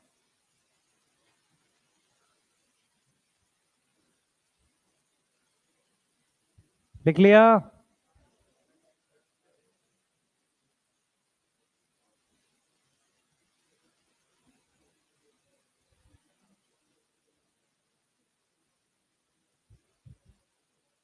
चलो लिख लिया, तो इस पे बात करते हैं। आ जाओ भाई, ये बना सकते हैं। हाँ भाई, लिपिड कौन कौन सी है? अरे हाँ या ना, ये बनाओ जल्दी से। फॉस्फोलिपिड, और उसमें भी मेनली लेसिथिन, ये मेन है। यस, और इसके अलावा कोलेस्ट्रॉल। कोलेस्ट्रॉल के लिए क्या लिखोगे? Animal cell. ठीक है, यस। शुगर प्रेजेंट होगी, ठीक है, वो क्या बनाएगी? ग्लाइकोप्रोटीन और ग्लाइकोलिपिड। शुगर अंदर की साइड भी बनी थी, बाहरी बनी है? बाहरी बनी है, यस।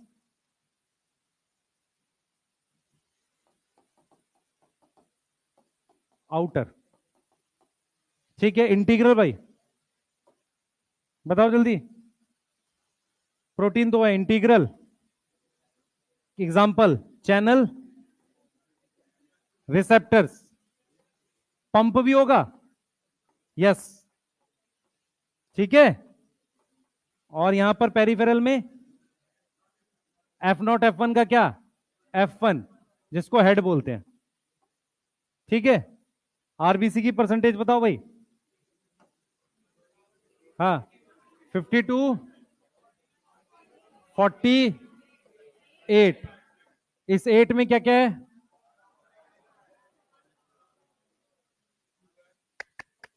शुगर लिखना पड़ेगा मेनली। कोलेस्ट्रॉल तो ऊपर ही आ जाएगा लिपिड में।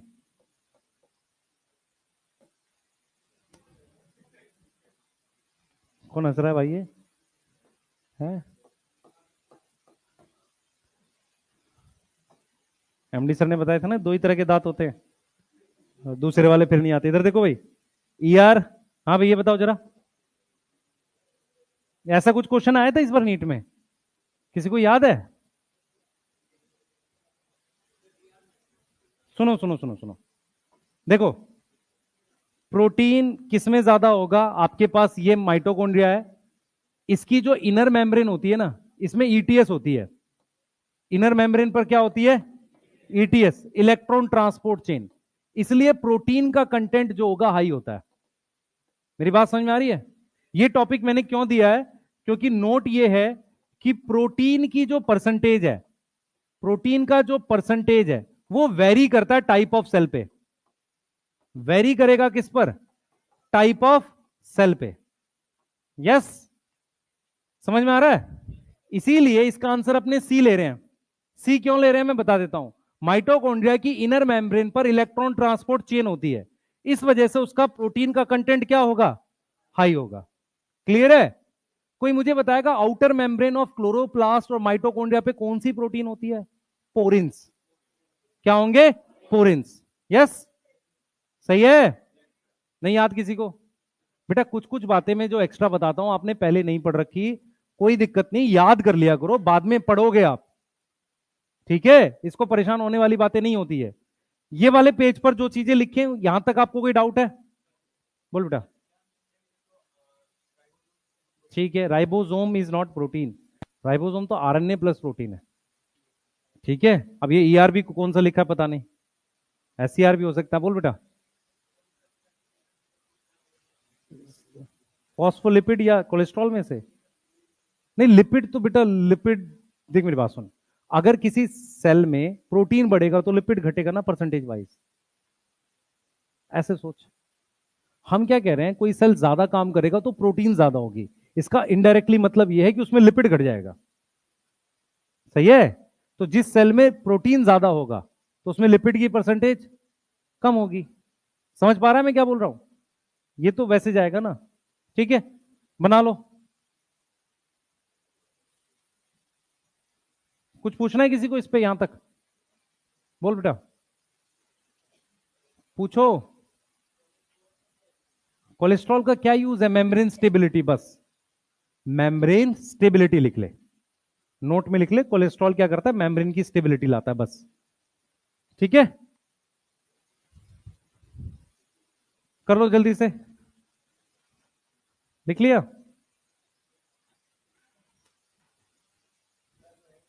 अभी नहीं है?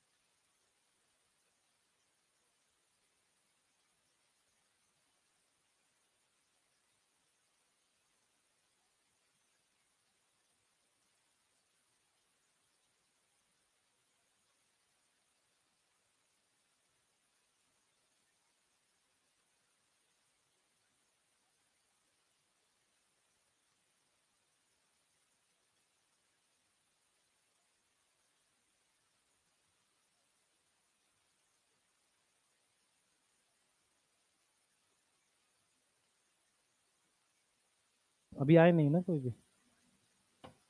हो गया बेटा? कुछ पूछना है किसी को? आगे चले? क्या पढ़ना है नेक्स्ट हमें, इसके बाद क्या पढ़ना चाहिए? एक बार एनसीईआरटी देख जाओ फटाफट से, चलो। क्या पढ़ना चाहिए इसके बाद? है मॉडल या फंक्शन?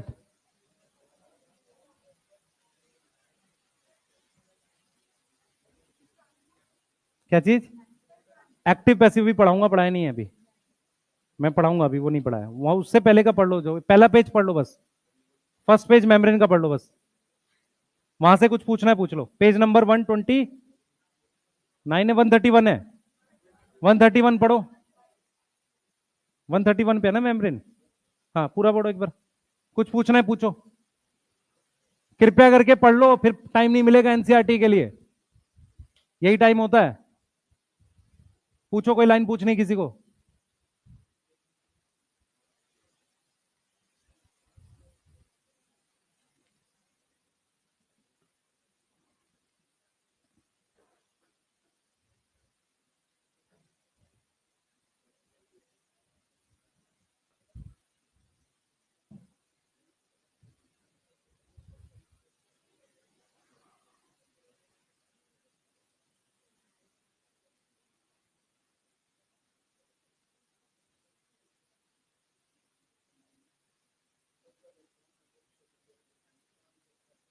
क्यों करना है हमें उसको, करना याद क्यों है, इसमें कहां लिखा है?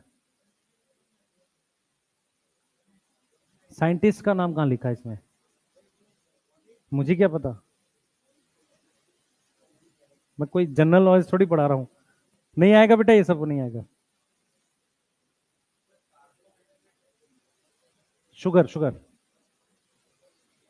कार्बोहाइड्रेट मतलब शुगर। हाँ बेटा बोल। कोलेस्ट्रॉल नॉर्मली कोलेस्ट्रॉल अंदर की तरफ होता है, साइटोप्लाज्म की तरफ। डायग्राम में तो दोनों तरफ बड़ा है, पर अंदर की तरफ होता है। पर तेरी एनसीईआरटी ने कोलेस्ट्रॉल की लोकेशन तो दे ही नहीं रखी, उसने तो सिर्फ कोलेस्ट्रॉल बोला है। लोकेशन मत कर फिर बेटा, जो नहीं दे रखा उसको क्यों याद करेंगे हम, है ना। डायग्राम में दोनों तरफ बना हुआ, पर होता अंदर की तरफ है सिर्फ। ठीक है, और पूछो। बोल बोल बोल। इसका मतलब अगर चारों तरफ पानी है तो हाइड्रोफोबिक पार्ट अंदर की तरफ आ जाएगा, हाइड्रोफिलिक बाहर की तरफ हो जाएगा। एक्वस का मतलब पानी चारों तरफ। और पूछो, बोल बेटा। यहां पे, ये नीचे क्वेश्चन पूछ रहा है, तो क्वेश्चन क्या कह रहा है, प्रोटीन किसमें सबसे ज्यादा है। ईआर की मेम्ब्रेन में भी प्रोटीन होती है, इनर मेम्ब्रेन ऑफ प्लास्टिड। अब प्लास्टिड का मतलब इसमें क्या, मुझे इसमें कुछ पता है, स्पेशल चीज नहीं पता, पर मुझे यह पता है कि इसकी इनर जो मेम्ब्रेन है ये वाली, इसमें हमारे पास क्या प्रेजेंट होती है, इसमें ईटीएस होता है, इलेक्ट्रॉन ट्रांसपोर्ट चेन, सुना है, उसमें बहुत प्रोटीन होती है। ठीक है, और पूछो। इंसुलिन कैसे काम करता है मैं तेरे को बताता हूं, देख। इंसुलिन पेनक्रियास से निकलता है। एंडोक्राइन का मतलब समझता है, सारी चीज किस में जाएगी, ब्लड में। अब इंसुलिन एक हार्मोन है, इंसुलिन उसी सेल पे अटैच होगा जिसपे उसका रिसेप्टर प्रेजेंट होगा। ठीक है, अगर किसी को याद है, इंसुलिन के रिसेप्टर दो जगह होते हैं। एनसीईआरटी चेक करो एक बार, एंडोक्राइन खोलो, खोलो भाई एंडोक्राइन, लास्ट चैप्टर। जरा मुझे इंसुलिन के रिसेप्टर बताओ कहां प्रेजेंट है, पैनक्रियास वाले टॉपिक में होगा। किसकी किसकी बुक है ये क्या किया इसके साथ, मिला किसी को, मिलेगा, दो जगह है शायद। हाँ, इंसुलिन के रिसेप्टर कहां गए, एडिपोसाइट और हेपेटोसाइट। हेपेटोसाइट का मतलब लिवर के सेल, और एडिपोसाइट मतलब एडिपोस टिश्यू वाले। यस, लेकिन ग्लूकागॉन का देखोगे सिर्फ हेपेटोसाइट होगा। मिला। तुम जिंदगी भर एनसीईआरटी पढ़ते रहते, याद तुम्हें कुछ नहीं रहता है, कैसे होगा ये। अब सुनो मैं जो बोलना चाह रहा हूं, मैं ये कह रहा हूं आपसे कि इंसुलिन ब्लड में है, जिस सेल पे उसका रिसेप्टर है ना उसी पे वो काम करेगा। अब उसने उसका रिसेप्टर किस पे, लिवर सेल पे, तो लिवर सेल पे इंसुलिन क्या करवाएगा, वो लिवर सेल एक्टिव हो जाएगा, वो ग्लूकोज लेके ग्लाइकोजन बनाने लगेगा। समझ आ रहा है। इंसुलिन ग्लूकोज कैसे काम करती है, ग्लूकोज पे काम नहीं करती, लिवर सेल पे काम करती है। उसको बोलता है कि तू ग्लूकोज ले ले ब्लड में से और क्या बना दे उसका, ग्लाइकोजन बना दे। बोल बेटा, तेज बोल तेज, क्या लिखा है।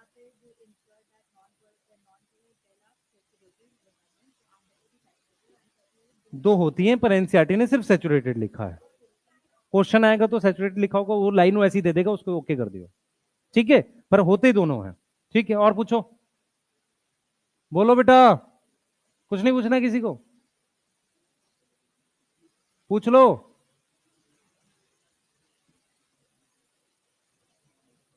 ठीक है, इसको कल फिनिश कर रहे हैं मेम्ब्रेन वाले पार्ट को, और आगे का टॉपिक करेंगे इससे आगे। ठीक है, मैं एक बार इसको सेव कर देता हूं यार।